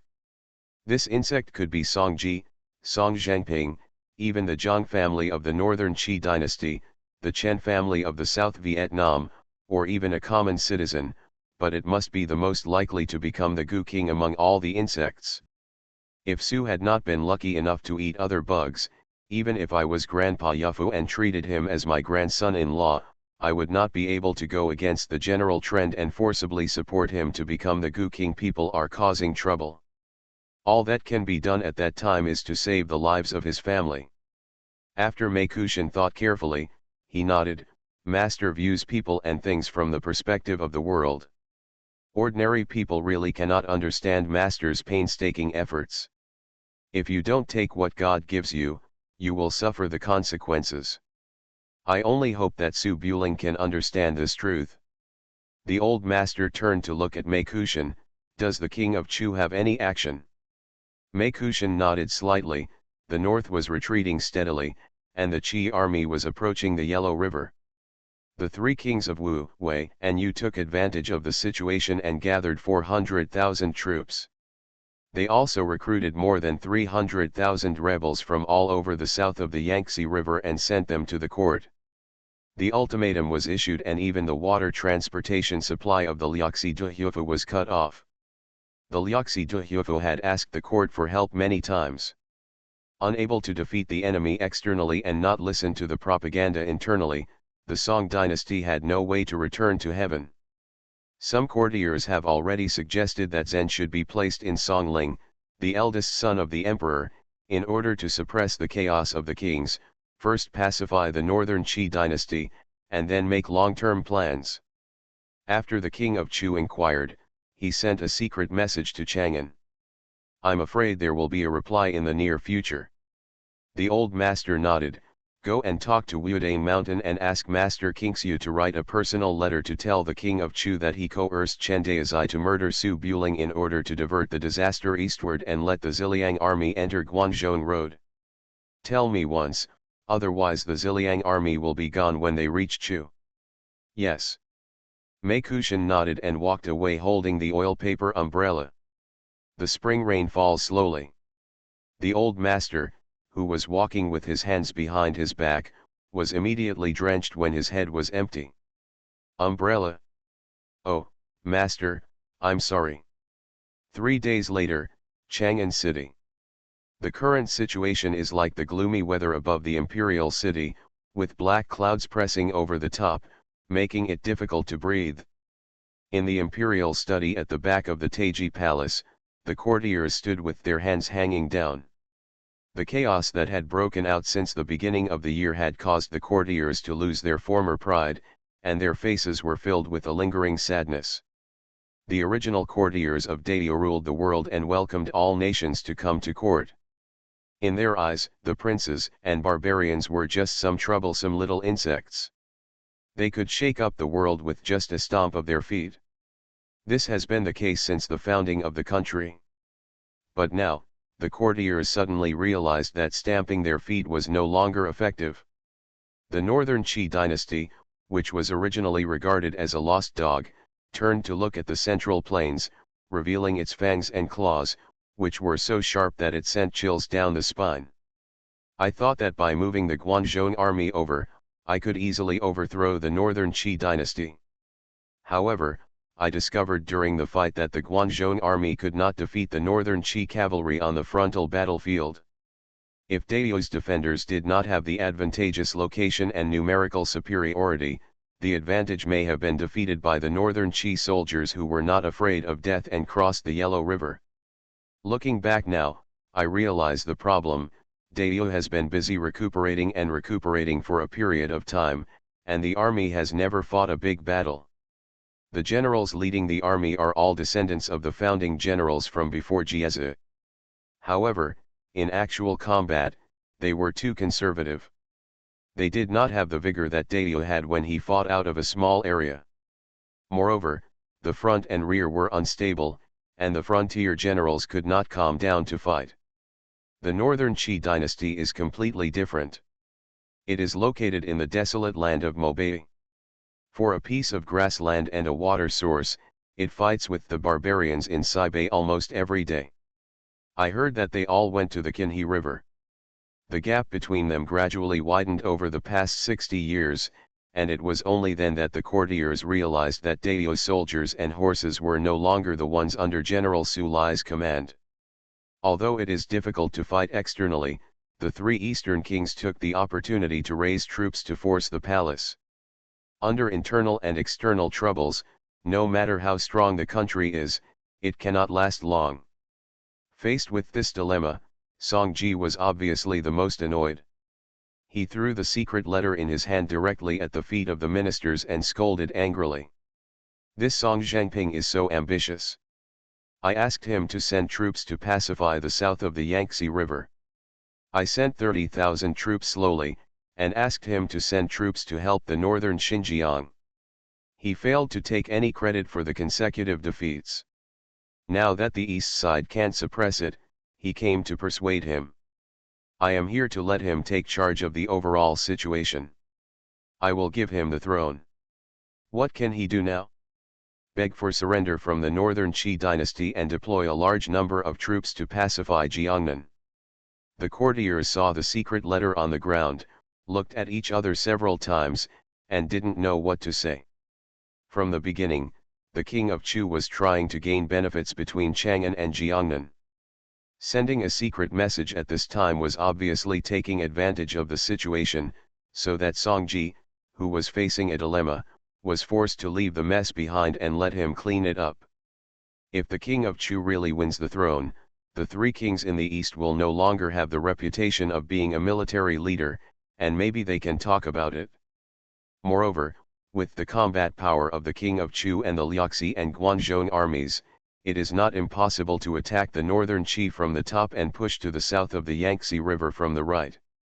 However, Songji threw the secret message of private negotiations directly in the faces of the courtiers, and also made his attitude clear that it was impossible to give the throne to the king of Chu. Doing this may push the king of Chu to the side of King Wu, but the courtiers can't say anything because of this. They can't really persuade Songji to give the Zhen throne to the vassal king to settle the matter. When Songji heard this, I'm afraid he would have said it on the spot. Push it out and chop it? Now that Songji has expressed his attitude, even if the king of Chu does not fall to the king of Wu, he will definitely not contribute any more, and will delay Songji until he compromises. The current dilemma of isolation and helplessness cannot be solved. Grand Sinong Luchingan waited for Songji to finish getting angry, then he stepped forward and said, "To fight against foreign forces, we must first pacify the interior. Now the war in the north is urgent. The king of Chu has violated the Yangtze River. It is difficult to send heavy troops to the south of the Yangtze River to quell the rebellion. According to what I see, the Ziliang army is currently idle in the northwest. The left prince of the northern Qi dynasty, Zhangfu, is rushing to the east to help. He can only defend. It is difficult to march into Ziliang. King Su should be able to mobilize troops and go south to quell the rebellion." Prime Minister Xiao Chuiang had just married into the Su family, so he definitely couldn't speak for King Su at this time. He pointed out the shortcomings of this proposal very pertinently. The great General Su Lai has made great achievements in battle. He owns the land of 12 states, which is enough to divide the territory and stand on his own. At this time, King Su comes out to turn the tide. How should the emperor reward him? After the battle, King Su did not go back. He used King Qin as an excuse to stay in Chang'an. After being stationed, what reason can be used to drive King Su back to the western regions? Taiwei Guanhongzhou, as the head of the military attaché, was already overwhelmed by the situation and said, "The war within the Guan is about to begin, while Ziliang is recharging its strength in the border areas. There is no need for King Su's troops now. If it drags on for a year and a half, both the court and the kings will suffer losses. King Su has cultivated enough, so what if he goes out to fight Guanzhong on his own? What to do? Is it possible to start a war on 3 fronts, fight against Jiangdong in the east, fight against northern Qi in the north, and attack Ziliang in the west? What if South Vietnam raises another army at this time? We have to pull one out, and we have to let King Su go to fight on the western front of northern Qi. To relieve the pressure on the east, where can King Su and the rest of the people be left hanging around in the northwest?" This statement obviously makes sense. Many courtiers thought about it and shook their heads. Prince Su and Prince Zhou of the northern Qi dynasty have been attacking and defending each other for 60 years. If they can get in, they will attack early. If they can't get in, if they attack by force at this time, they will at most cause a little trouble to the northern Qi. To forcefully march into the northern Qi in order to weaken the military strength of the Su king is unacceptable. Pick. Kui Huilu, the censor doctor, thought about it for a while, stepped forward and said, "In order for King Su to send troops, it is not necessarily necessary to bring out the entire 200,000 strong army. The Ziliang army is powerful and only needs 50,000 soldiers and horses as the vanguard. Together with the troops from Guangzhong and Shu, it is enough to defend the 3 kings in the east. Only 50,000 soldiers and horses are needed as the vanguard. By stabilizing the situation, the Guangzhong army and the Liaxi protectorate can attack northern Qi with all their strength. After quickly quelling the war in the north, they can then turn around and join forces to attack the 3 kings in the east." When the courtiers heard this proposal, they all frowned. According to the normal strategy, King Su would leave tens of thousands of soldiers and horses for defense, and the rest of the army would go south to quell the internal rebellion in one fell swoop. With the reputation of the Ziliang Iron Cavalry, it shouldn't be a big problem. Kui Huilu's proposal is obviously a drop in the bucket. No matter how powerful the Ziliang army is, how can 50,000 people defeat the hundreds of thousands of soldiers and horses under the 3 kings of the east? Including the rebel refugees, there are millions of refugees. Even if they are defended with government soldiers and temporarily recruited militiamen, the Ziliang army will definitely contribute in the frontal battle. The cavalry defending the city will have no advantage at all and will be exhausted in a few months. However, this approach does have some benefits. Use the Ziliang army as cannon fodder in the front to resist the pressure from the east first. No matter how small the 50,000 Ziliang army is, they should be able to hold on for a few months. If the government soldiers follow and fight a few battles, they will naturally become available. Soldiers. After the war situation in the north turned around, they would come back and work together to quell the rebellion in the east.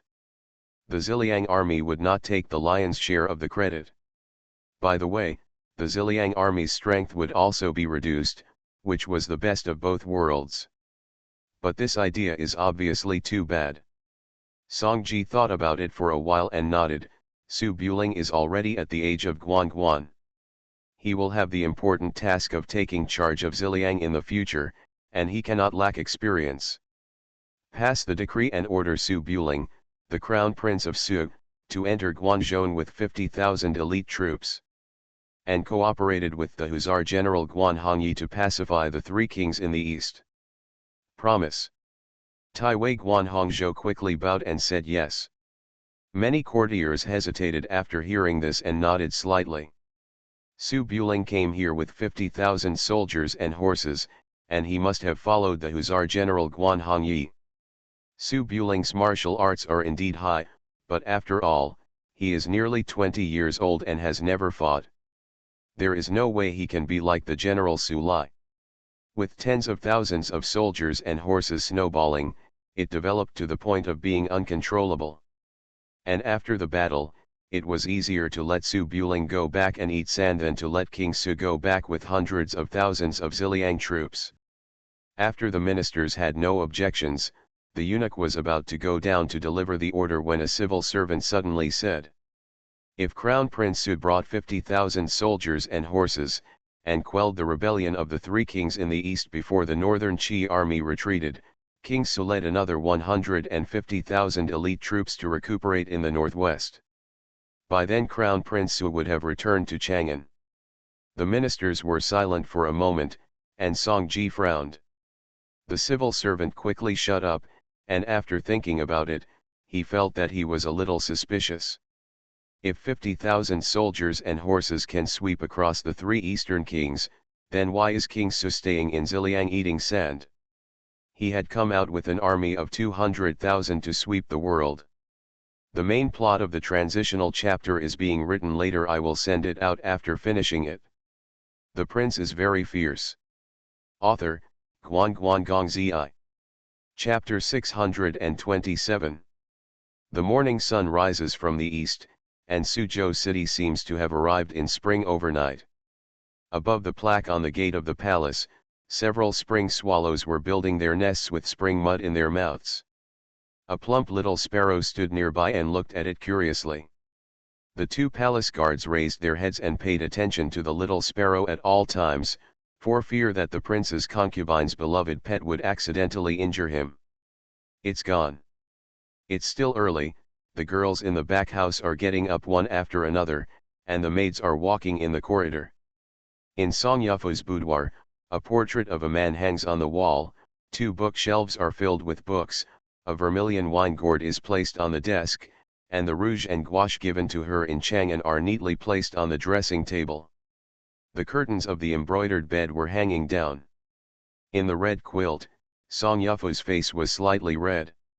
She was still sleeping soundly while holding Su Buling's arm. In just a few days, the slightly green cheeks did not show any change. The only difference was that they were less shy and more clingy. Su Buling lay flat on the pillow. He had woken up a long time ago. He was afraid of waking up Yufu, so he didn't get up. He looked at his sleeping new wife with a bit of boredom.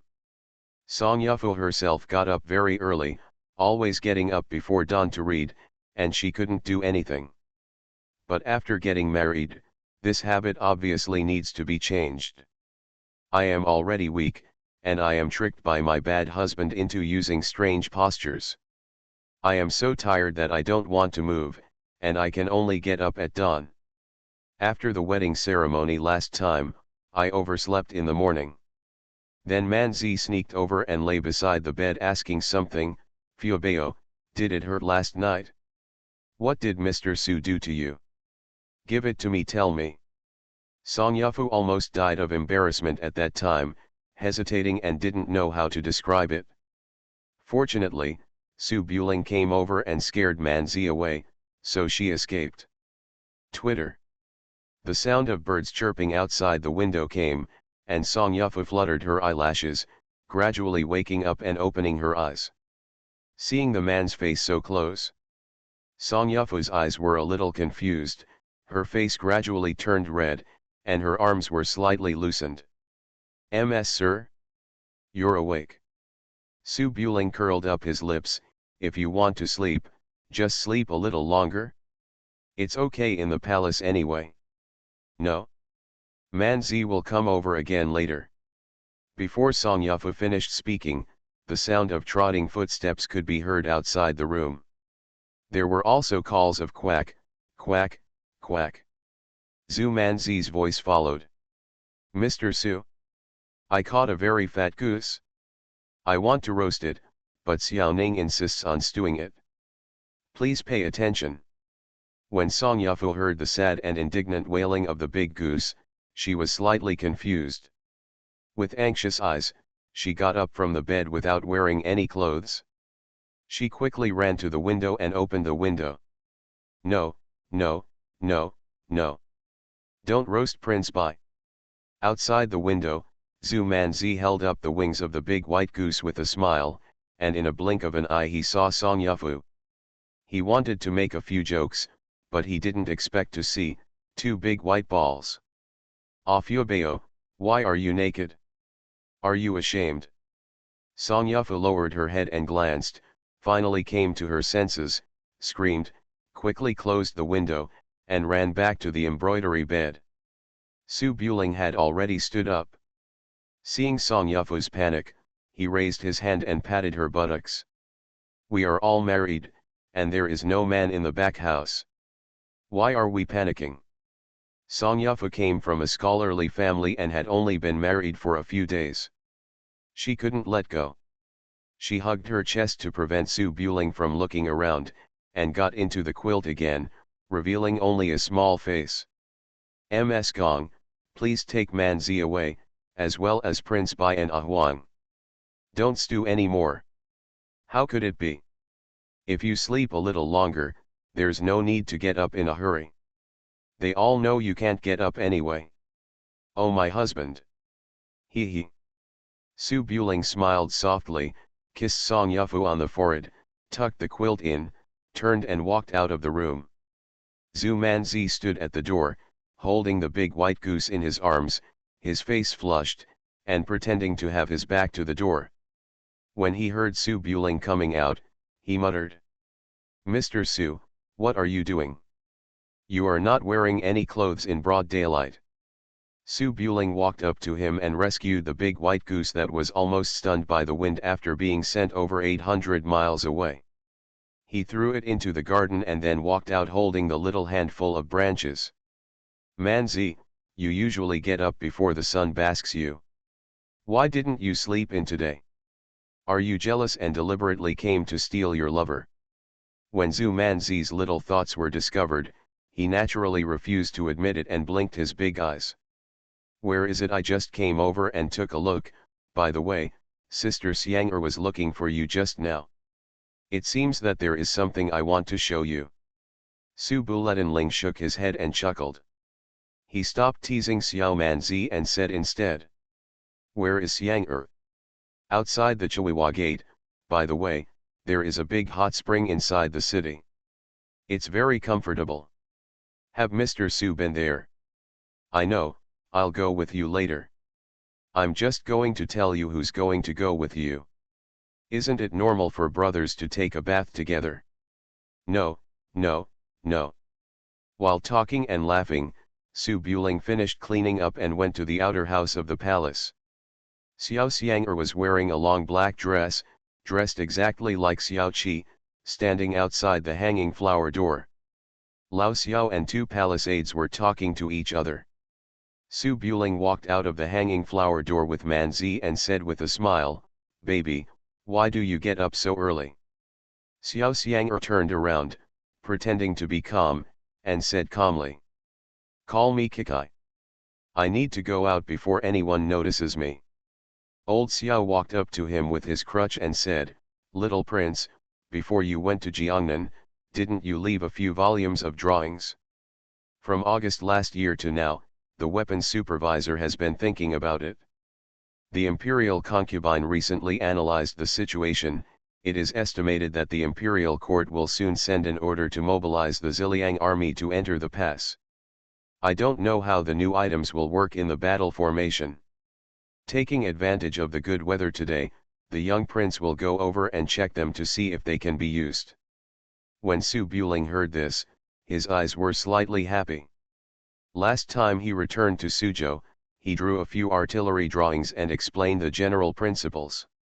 He handed them over to Xiang to perfect, and then sent them to the ordnance supervisor for research and development. Although he didn't know much about it, after half a year, he should have achieved some results. Let's go over and have a look. Without hesitation, Su Buling took Lao Xiao and others out of the palace and took a carriage to the weapons inspection outside the city. There are 200,000 mercenaries in Ziliang. They are self-sufficient in armor, food, grass, and ordnance. There must be an arsenal for making armor and crossbows. In this world, heavy cavalry and crossbowmen are the main combat forces, but there are also prototypes of firearms, such as the thunderbolt cannon with a bamboo tube as a launcher, the fierce oil used to defend the city, etc., which are not very powerful and are more numerous. It is rare, and basically useless in front of the 8-year-old crossbow with a range of up to 3 miles. Although technology is a bit backward, it does not mean that the craftsmen of this world are any more stupid than modern craftsmen. This can be seen from the underground palace under Bodhi Island and the sword metallurgical technology. Just Su Buling's water dragon song, it may not be possible to make it in modern times, but there was no concept of firearms before. The group of people came to the weapons workshop outside the city. Hundreds of craftsmen were running back and forth. Siege vehicles, and other equipment were piled up like mountains. Thick smoke billowed from several blast furnaces. The sound of hammering was almost louder than the human voice. Noisy. Lao Xiao took Su Buling back and forth in the weapons prison and came to a small workshop opened in the rear. There are only about a dozen craftsmen in the workshop, and huge clay molds are placed in the courtyard and are being dried. The foreman is a Mahist named Tian Qishan. He was originally a retainer of the palace, and was assigned an important task here. He is currently sitting on a powder keg, making noodles. Su Buling was shocked when he saw this scene, and quickly protected Xiang and Manzi behind him, frowning and saying, "Why are the gunpowder piled up against the wall? Are you afraid of overturning the workshop?" When Tian Qishan saw the young prince coming, he quickly put down the noodles, stood up and said with a smile, "My lord, don't worry, they are all empty. There is an iron rule to ban smoking and fire in the armory. I still know this because of my humble position." Zhu Manzi glanced around the workshop and saw a pile of large iron pipes piled in the corner, and his eyes lit up. "Mr. Su, are you building a big firecracker?" "Almost." After Su Buling was sure that there was no danger, he felt relieved and followed Tian Qishan to the warehouse behind the courtyard dam. After the door opened, he looked up and saw a thick and long thing covered with red cloth. Tian Qishan walked closer and raised his hand to lift the red cloth, revealing a cannon painted black with precious paint. In order not to affect the strength of the barrel, only a black tiger was painted on it. It was inscribed by Su Wang Suyu himself, so lifelike. The word expensive is written all over his body. Tian Qishan said with a bit of pride, "Little prince, this humble job requires half a year of work and sleepless nights. It only consumes 30,000 kilograms of copper and iron. Although the price is a bit high, at least I figured it out." Xiao Xiang only made a rough drawing and knew the principle, but didn't know how effective it was. When he heard this, he frowned slightly. Su Buletin 30,000 kilograms of copper and iron can be used to cast 200 sets of heavy armor. Are you sure this thing is comparable to the heavy cavalry with 200 armors and riding equipment? Lao Xiao also frowned slightly. Ziliang is short of copper and iron. The prince has been saving 20,000 armored tiger and Benkai horses for 60 years. Many of them were seized from Daki before the 6th age. I'm afraid of doing this, it's a bit painful. It's not surprising that the two of them can say this. Among the battle formations of the past dynasties, the most powerful ones were the heavy cavalry with both men and horses wearing heavy armor. Each man and one horse was a steel fortress. Each battle often only required a few thousand armored cavalry, supplemented by light cavalry, to be unstoppable. When encountering tens of thousands of enemy troops, they can be completely defeated. Good steel doesn't need to be used on the blade. Spending 30,000 kilograms of copper and iron to make this thing is not as effective as 200 heavy cavalry. Su Buling walked up to Huo Peng, raised his hand and touched the body of the iron core bronze cannon, and nodded with satisfaction. The craftsmanship is all made with money, and research and development will definitely produce a lot of waste products. When the technology matures, the cost will naturally come down. Tian Qishan nodded lightly. The young prince is right, practice makes perfect. Once a few apprentices become proficient, they won't need so much copper and iron. Su Buling looked around the cannon carefully, then leaned on the muzzle, looked at the rifling pulled out from the cannon, and nodded slightly. Have you tried it? How's the effect? Tian Qishan raised his hand and pointed to the shooting range where he was adjusting the crossbow. I tried it. It's quite loud, but it's not easy to aim. This thing weighs 600 pounds and can shoot 1.5 miles. The winner will be torn apart, regardless of whether it's a man or a horse. But it's not accurate even if it's a mile away. Yes, it can be used to break down the city gate, but I'm afraid it won't be able to break down the city wall. Just make it bigger, maybe 3,000 pounds, and the range must be at least greater than the crossbow. How many can you make in a month now? It's no problem to make 2 in a month. Once a few apprentices learn it and add more people, we should be able to make it faster. When Su Buling heard this, he frowned. 2 cannons. What's the use of them? It can only make a noise on the battlefield, but it can't change the situation of the war. At least 1,000 cannons are needed, and 20 people are responsible for each. Get 20,000 artillery troops and push them all the way to Siberia. Tian Qishan and Xiao Xiang both rolled their eyes when they heard these inexplicable words. Although Xiao Xiang doesn't know how to cast artillery, there are quite a few large copper and iron items cast by the ancestors of the Xiao family. To put it bluntly, artillery is just a lump of iron, and the casting process is similar. She stepped forward and said, Su Buling, do you think you are the only one who knows that more is better, bigger is more beautiful? Let's not talk about the copper and iron raw materials and craftsmen. It takes a lot of time just to open the mold. The clay mold is dried for at least half a month, and it still needs to be seen. Whether, unless the workshop is expanded, not much can be cast in a month. You also asked the Lanzhou shipyard to build a few warships. No matter how big your family is, it will not be like this. Su Buling raised his hand and chuckled, I just set a goal, and I don't want to do it now. Build an artillery workshop in the upper reaches of the Wei River. Once it is built, it can be transported directly to the pass by ship. It can be transported directly to the Yellow River and the Yangtze River. Qingzhou and Jiangnan. I'll tell my father about this, and Mr. Tian can just concentrate on making cannons. Xiao Xiang is a craftsman herself, and has no idea about the output of copper and iron. Seeing that Su Buling is planning to build a large-scale construction project to burn down the property saved by 2 generations of King Su, he still hesitates.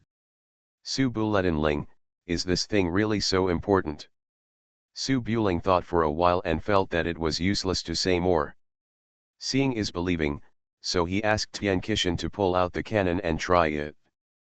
After a while, 4 craftsmen pushed the cannon out of the workshop and headed to the shooting range on the side of the weapons inspection. The gunpowder is loaded separately on the cart to prevent a spark from directly exploding. After the cannon stopped, the craftsman, under the command of Tian Qishand, used the iron rivets on the gun mount to drive into the ground to fix the cannon. There is a sight on the cannon. After several months of experiments, he has gained some experience in distance, elevation, charge, etc. Tian Qishand weighed the gunpowder, loaded it from the muzzle, compacted it with a wooden stick, and then loaded it. A solid iron pellet and a torch. Zhu Manzi had been following behind. When he saw the appearance of ordering firecrackers, he immediately became energetic and said, "Mr. Su, let me have some, let me have some." Still in the experimental stage, Su Buling didn't dare to let Xiao Manzi take risks, so he pulled Manzi and Xiang to stand far away. In order to show off his skills in front of the young prince, Tian Qishand did everything himself, holding a torch and lighting the fuse at the end of the cannon. The prince is very fierce. Author, Guan Guan Gong Zi. Chapter 628. At 3 o'clock in the morning, Su Buling, who had finished firing the artillery, took Xiang and Manzi to relax along the streets of Suzhou. Although the craftsmanship of the artillery was a bit crude and far from what Su Buling imagined, he did not start slowly studying it in the Stone Age. Ziliang could cast weapons and armor by himself, and the metallurgical craftsmanship was up to standard. The front-end technology is sufficient, but in this world, the individual combat power is too strong, and the firearms are too useless in the early stage, so no one has been developing this aspect. The ancients may not have as much knowledge as modern people, but the IQ of top talents is by no means worse than modern people. As long as you know the principles, it is not difficult to follow the clues and continue research and development.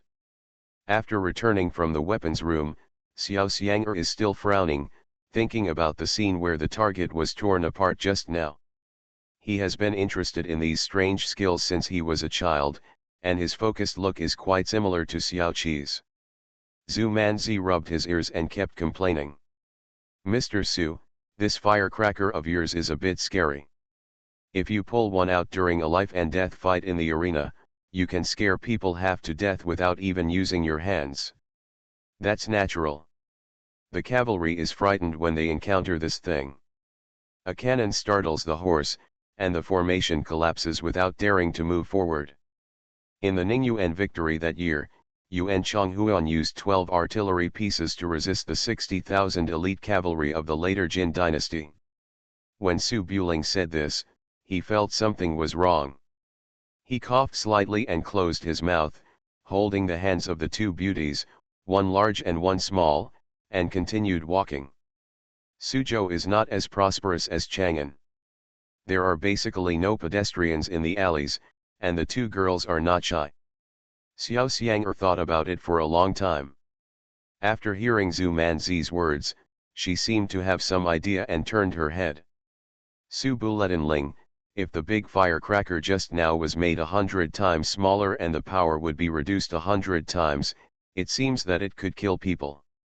If it is hidden on the body as a hidden weapon, I'm afraid even you won't be able to dodge it." Su Buling admired the baby's little brain for drawing inferences, but he still shook his head. "We'll talk about this later. Reloading is too difficult, and the primer cannot be made at all. If it is small, the reloading is too slow, and it will be gone after one hit. And if you really use it to hit me, you can't hit me from 10 feet away, and you can't raise your hand within 10 feet. It's dead when you get up, it doesn't have much effect, and it can only deal with people like Manji." When Zhu Manzi heard this, he immediately became unhappy. "I'm pretty good at martial arts. I can easily deal with 2 or 3 thieves. Don't keep saying that." Xiao Xiang thought about it carefully, and it seemed to be the case, so she put the thought aside and turned to look at the alley. "Where are you taking us?" Su Buling's face was calm. "Canyang Pond, Manzi said he wanted to soak in the hot springs."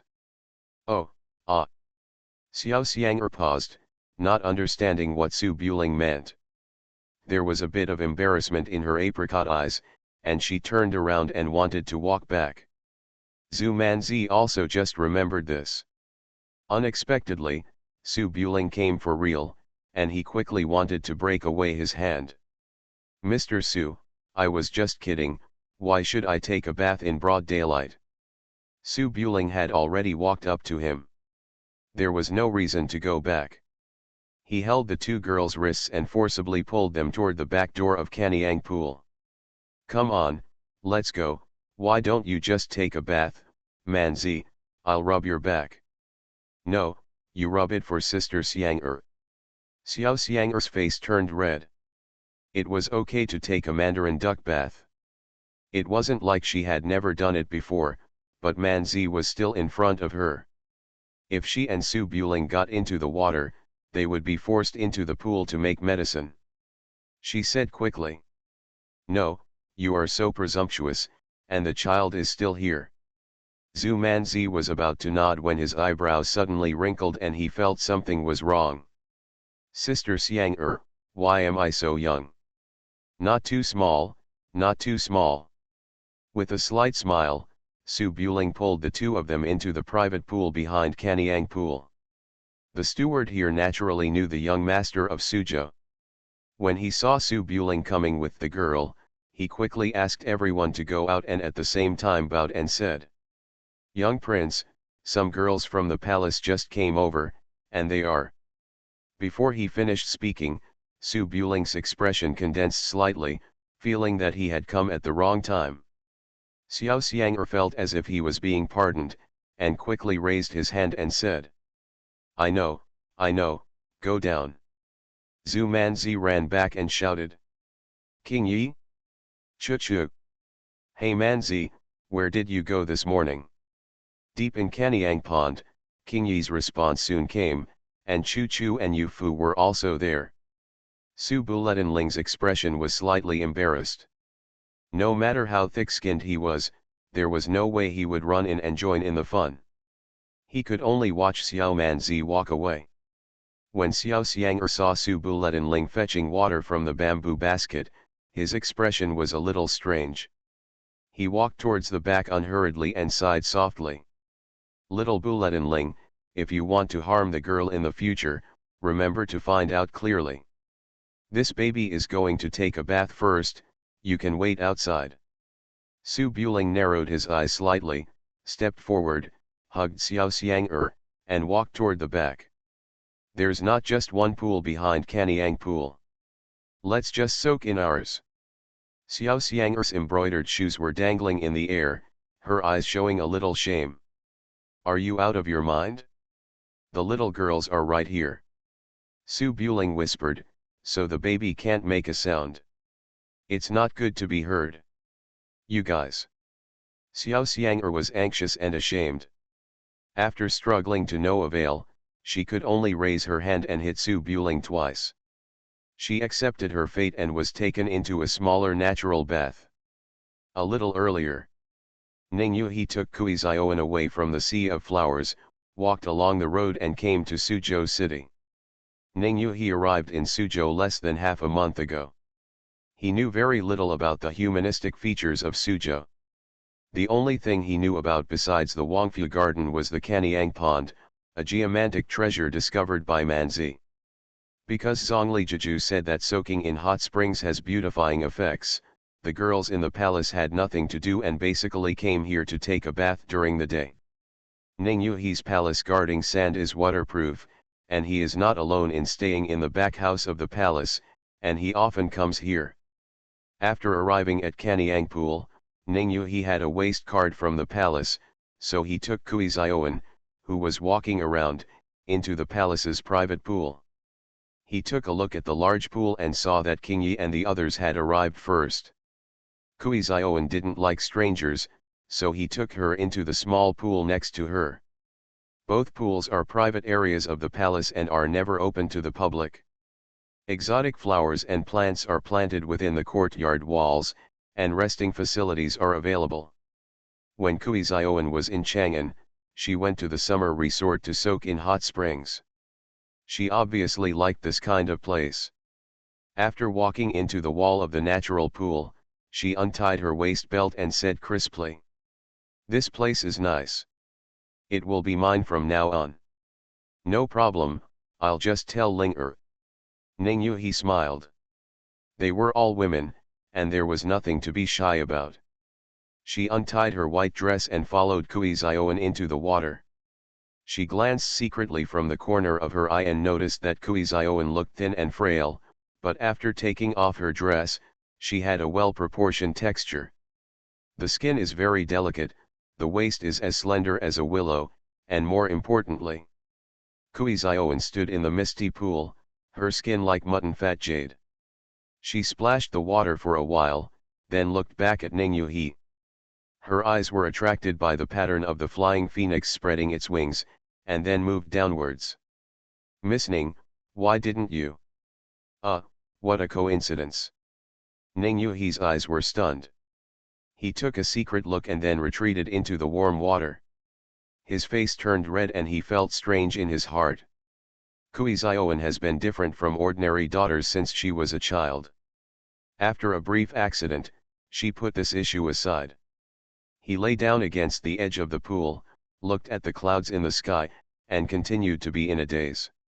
Ning Yuhi was a little embarrassed. He didn't know Kui Zioan very well, so he thought of finding some random topics. But before I could think of anything to say, a voice came from outside. "King Yi? Chu-chu." The sound of branches. Ning Yuhi turned his head and looked at it, smiling and saying, "They are some little girls from the palace." Kui Zioan nodded, and was about to ask if she was also the woman Su Buling, when suddenly she heard some conversations coming from far away. "Are you out of your mind? The little girls are right here. So the baby can't make a sound. It's not good to be heard." The words were very shameless and extremely familiar. "Mother." Kui Zioan blinked and looked back at the entrance. Ning Yuhi was stunned. She didn't expect Su Buling to run here with Xiang. She was afraid that Su Buling would rush in and take a look at Kui Zioan, so she quickly pulled Kui Zioan, who was probing her head, into the edge of the pool and hid it. "Wow! There is white mist in the hot spring, which stirs up some water splashes." Su Buling had just stepped into the bathing pool. Before he could see the scene in the pool clearly, he heard the sound of water splashing inside, and immediately said in a deep voice, "Who?" It is self-evident how abrupt the man's voice is in a bath full of girls. A group of little girls bathing in the hot spring next door screamed and fell into the water in unison, and soon Ning Qingyi's scolding came. "No, you are so presumptuous. Master is inside." Su Buletinling's expression changed, he quickly put Xiang down, turned around and walked out, saying, "I haven't gone in yet." Ning Qingyi's voice came again, "Get out quickly, who asked you to run in?" "Xiao Ning Xiaozhong, this is Mr. Su's territory." "Manzi, why are you still talking to her, master, are you okay?" In the small bath, Ning Yuhi was almost frightened to death and responded quickly, "I'm fine." "Your Majesty, get out quickly." Su Buletinling looked embarrassed and couldn't say much, so he turned around and walked out. Xiao Xiang'er was originally panicked, but when she saw Su Buling shivering, her almond-shaped eyes showed a bit of amusement. After escaping the disaster, she felt much more relaxed. She even waved her hand to Su Buling, and then walked in calmly. "Ziokai, I want to say hello to Ning Yuhi." But before Xiao Xiang'er walked a few steps, he saw Kui Zioan emerging from the shore, with a bit of curiosity on her face. "Mother, why did you come here with him? Are you going to take a bath together?" When Xiao Xiang'er saw her daughter-in-law, her expression suddenly froze. You are listening to novels at Bless Up channel. Wish you happiness and luck. Please subscribe to receive new novels. How do you feel about this novel? Please like and leave a comment. The prince is very fierce. Author, Guan Guan Gong Zi. Chapter 629. The spring water is tinkling, and spring swallows are standing on the wall. Su Buring stood outside the porch of his bathhouse, looking at a few small trees that had just sprouted buds, with a look of despair in his eyes. I finally had some free time to go out and soak in a hot spring with my baby Manzi, but the hot spring was occupied by a bunch of girls. He, a landlord, even became a gangster who broke into the girls' bathroom. Who can I ask to explain this? With his intrusion, the girls were obviously not in the mood to take a shower. Within a moment, Ning Qingyi, whose face was watery, ran out, holding a sword in her hand, with undisguised annoyance in her eyes. Voice. Se embryo, what did you see just now? Su Buling really didn't see anything just now and said calmly. I noticed there was someone inside, but they didn't come in. I didn't see anything. Ning Qingyi's eyes were sharp and she looked at Su Buling carefully for a long time. After making sure that he was not lying, she secretly breathed a sigh of relief. Master is a monk. If you are, well, I don't know what to say to you. You know that we are taking a shower and you still run in. Isn't this what a gentleman does? Su Buling spread his hands. This is my bathhouse. Isn't it normal for Xiang'er and I to come and take a bath? Besides, I didn't go to your side.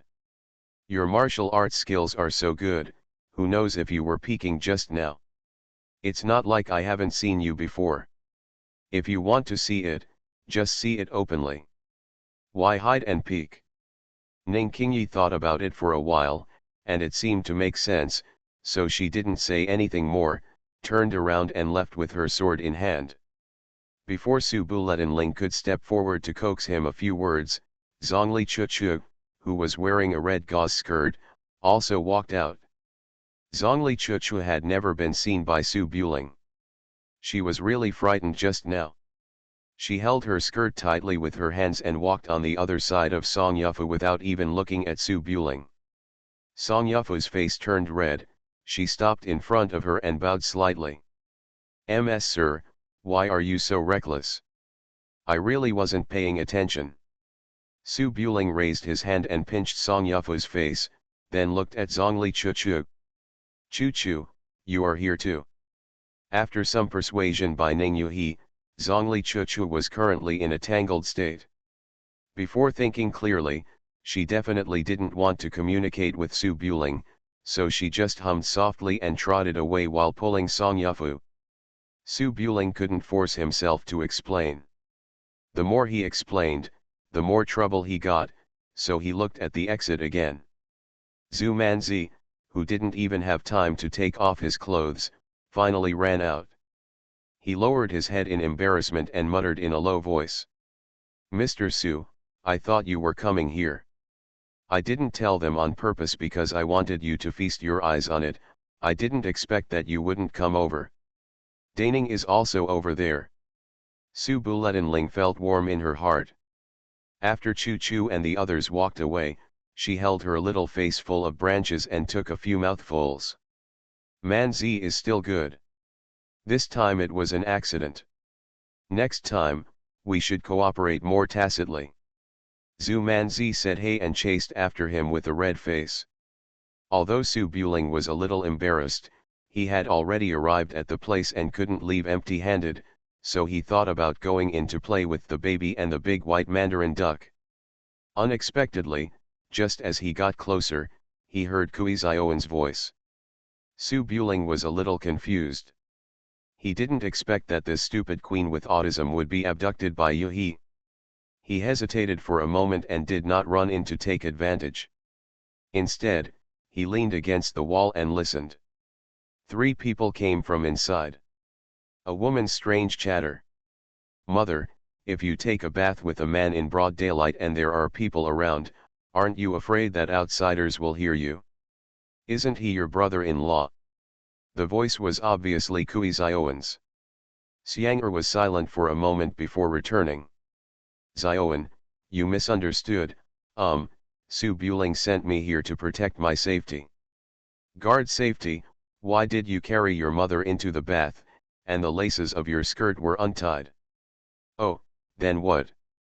Ning Yuhi interjected at this time, "Oh, we are all one family, so it doesn't really matter. Miss Kui, I just shocked you. I'm not scared. The guy should be waiting outside, right?" When Su Buling heard this title, he shrugged helplessly. The three women in the bathhouse chatted for a while. Because Yang and Yuhi were too embarrassed, they quickly ended their chat. There was a sound of water splashing, and they must have come out of the bathtub. Su Buling was about to go out when he suddenly heard Xiang say in surprise, "Ziobai, Ba Ba Zioan, why didn't you?" "Oh, I'm surprised too. Miss Ning is just like me. She's born, very pretty, huh?" Cough cough cough. Su Buletinling's chest and abdomen shifted in one breath, and he breathed out. He covered his mouth and coughed twice. The conversation in the bathhouse came to an abrupt end, and a moment later, Xiang's embarrassed voice came out. "No. You, a cowardly and perverted disciple, actually.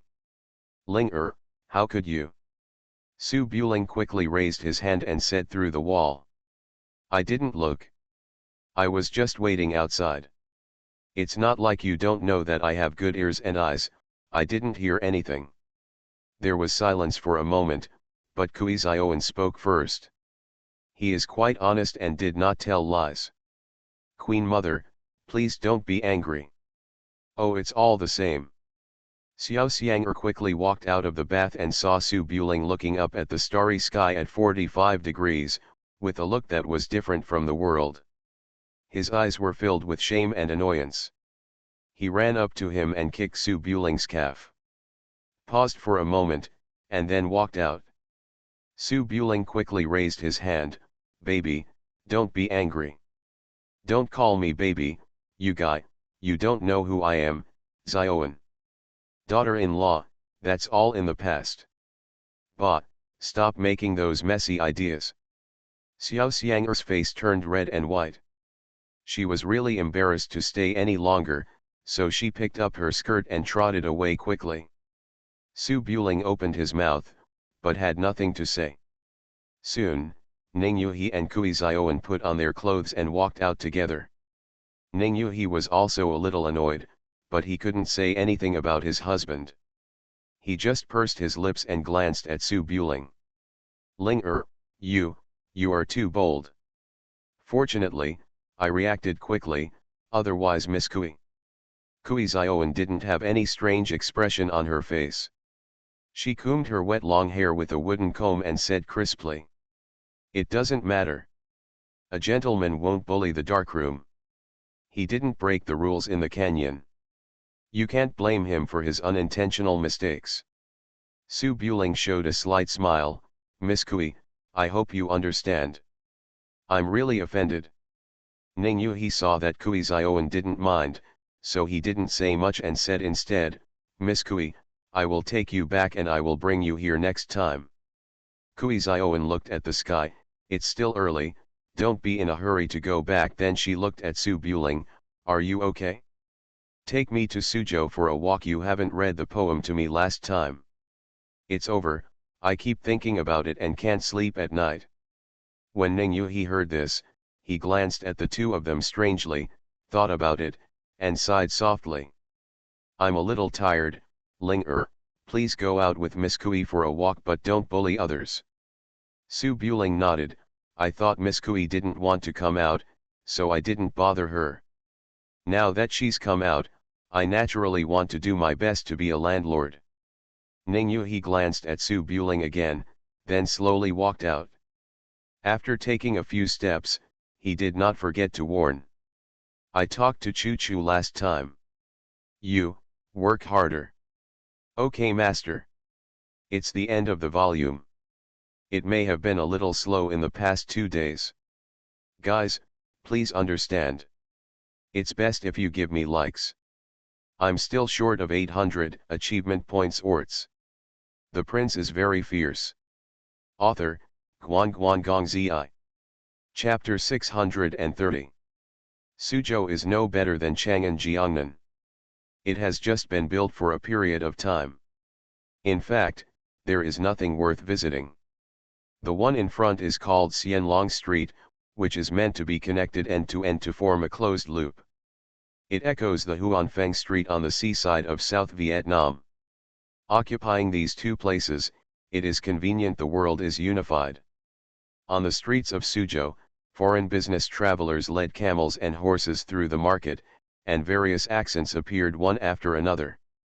Su Buling walked in front, introducing the local customs with a smile. Kui Zioan, whose hair was still wet, followed behind and took a look, but her thoughts were not focused on the surrounding buildings at all. As one of the 8 chiefs, Kui Zioan has a very good appearance. She has just come out of the bath, her cheeks are as smooth as crisp, and her white skin is flawless. She does not apply any powder, but her color is like morning glow reflecting the snow. Her body is like a weak willow supporting the wind, and she has a bit of me. Seeing Yu Lian's softness is quite eye-catching.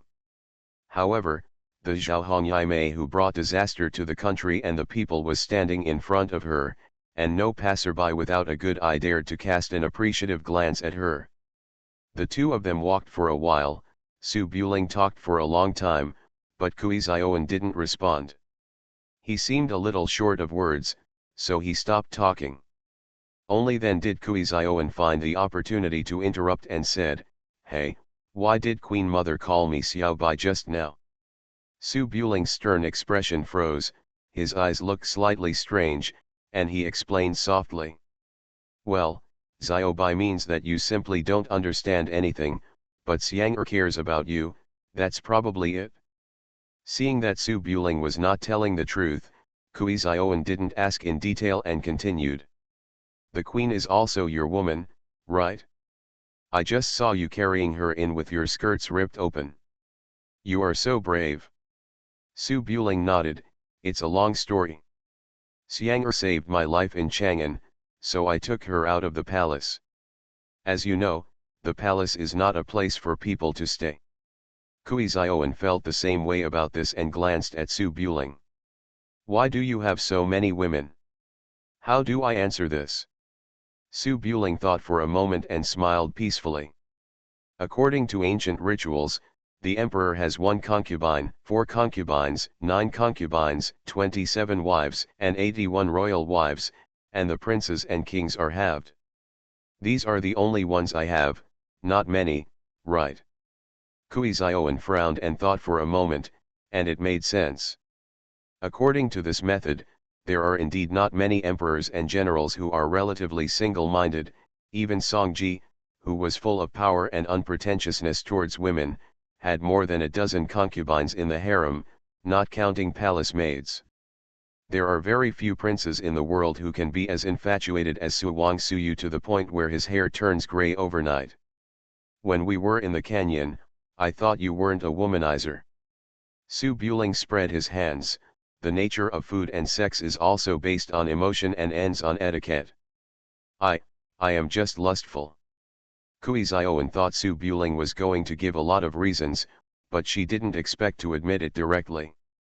She smiled. "You are so honest. You're already married, so if you find excuses not to be fooled by beauty, you're not deceiving yourself. Then you want to pick me up from the canyon because you also have a crush on me." Su Buling's expression became more serious and he shook his head and said, "That's not true. At that time, Miss Kui was living alone in the canyon. There was no one around for dozens of miles. If she got sick or something big would happen. Although we are strangers, I ate your food and stayed for 2 more days. If I have the ability, I can't turn a blind eye. If you don't want to leave, I'm actually quite worried." Kui Zioan frowned. "I know you must be worried, so I came here." Su Bulenling paused and turned his head to look at Kui Zioan. He saw that his eyes were pure and innocent, but he didn't take it to heart. He just smiled softly. Kui Zioan walked side by side on the bluestone path and continued. "Tell me more about the poems you know. I don't like to read half of them when they are gone. When I was a child, I flipped through some scraps at home. I was engrossed in reading them, but suddenly they were gone. I was so angry that I couldn't sleep for half a month. Sleep. Su Buling felt the same way. Fragmented dogs are indeed hated by people. But I don't remember many poems. Since you have come to Suzhou, it will be a long time in the future. Let me tell you about the books I have read. The Legend of White Snake, Butterfly Lovers, The Golden Lotus, etc. Kui Zioan naturally did not refuse. Don't say anything that makes people feel uncomfortable. Make it sound happy. Those sour scholars who forcefully talk about sorrow in order to compose new poems always like to write about parting between life and death and giving their wives to others. It looks special. Uncomfortable. That's natural. While talking and laughing, the two people came to a small tea house. Su Buling chose a table by the window and sat down, ordered a pot of tea, and began to talk about the romance of the white snake seriously. Although he didn't remember all of it, he probably knew the plot, and he had already adapted and supplemented it when he told Jeju. At this point, it's easy to talk about it. Kui Zioan was very friendly when she was with people she didn't dislike. She sat across the table, holding her cheek with one hand, listening carefully to Su Buling's vivid narration, and occasionally asked a few words she didn't understand. And far away from the tea tube, on the ridge of the street, Eunuch Chia, who was wearing a cloth robe, stood quietly with his sleeves folded, looking at the tea house with his dim eyes. Seeing the scene of a man and a woman sitting opposite each other at the table, Eunuch Chia suddenly seemed a little enlightened and understood why Kui Zioan left Peach Blossom Valley on a whim. A snowman is still a snowman after all. No matter how similar it is to a snowman or it doesn't run around, it is still a dead thing and cannot stay with him forever. In February, the spring breeze dawns. The snowman in the canyon may have melted in the spring breeze. If Kui Zioan were still in the canyon, sitting at the table at this moment, all she could see was a densely sewn white robe, and she wouldn't even have the chance to enjoy the peach blossoms on the mountain with the snowman. But now, the man and woman are sitting opposite each other at the small table. Apart from the completely different scene, the artistic conception is exactly the same as in the farmyard.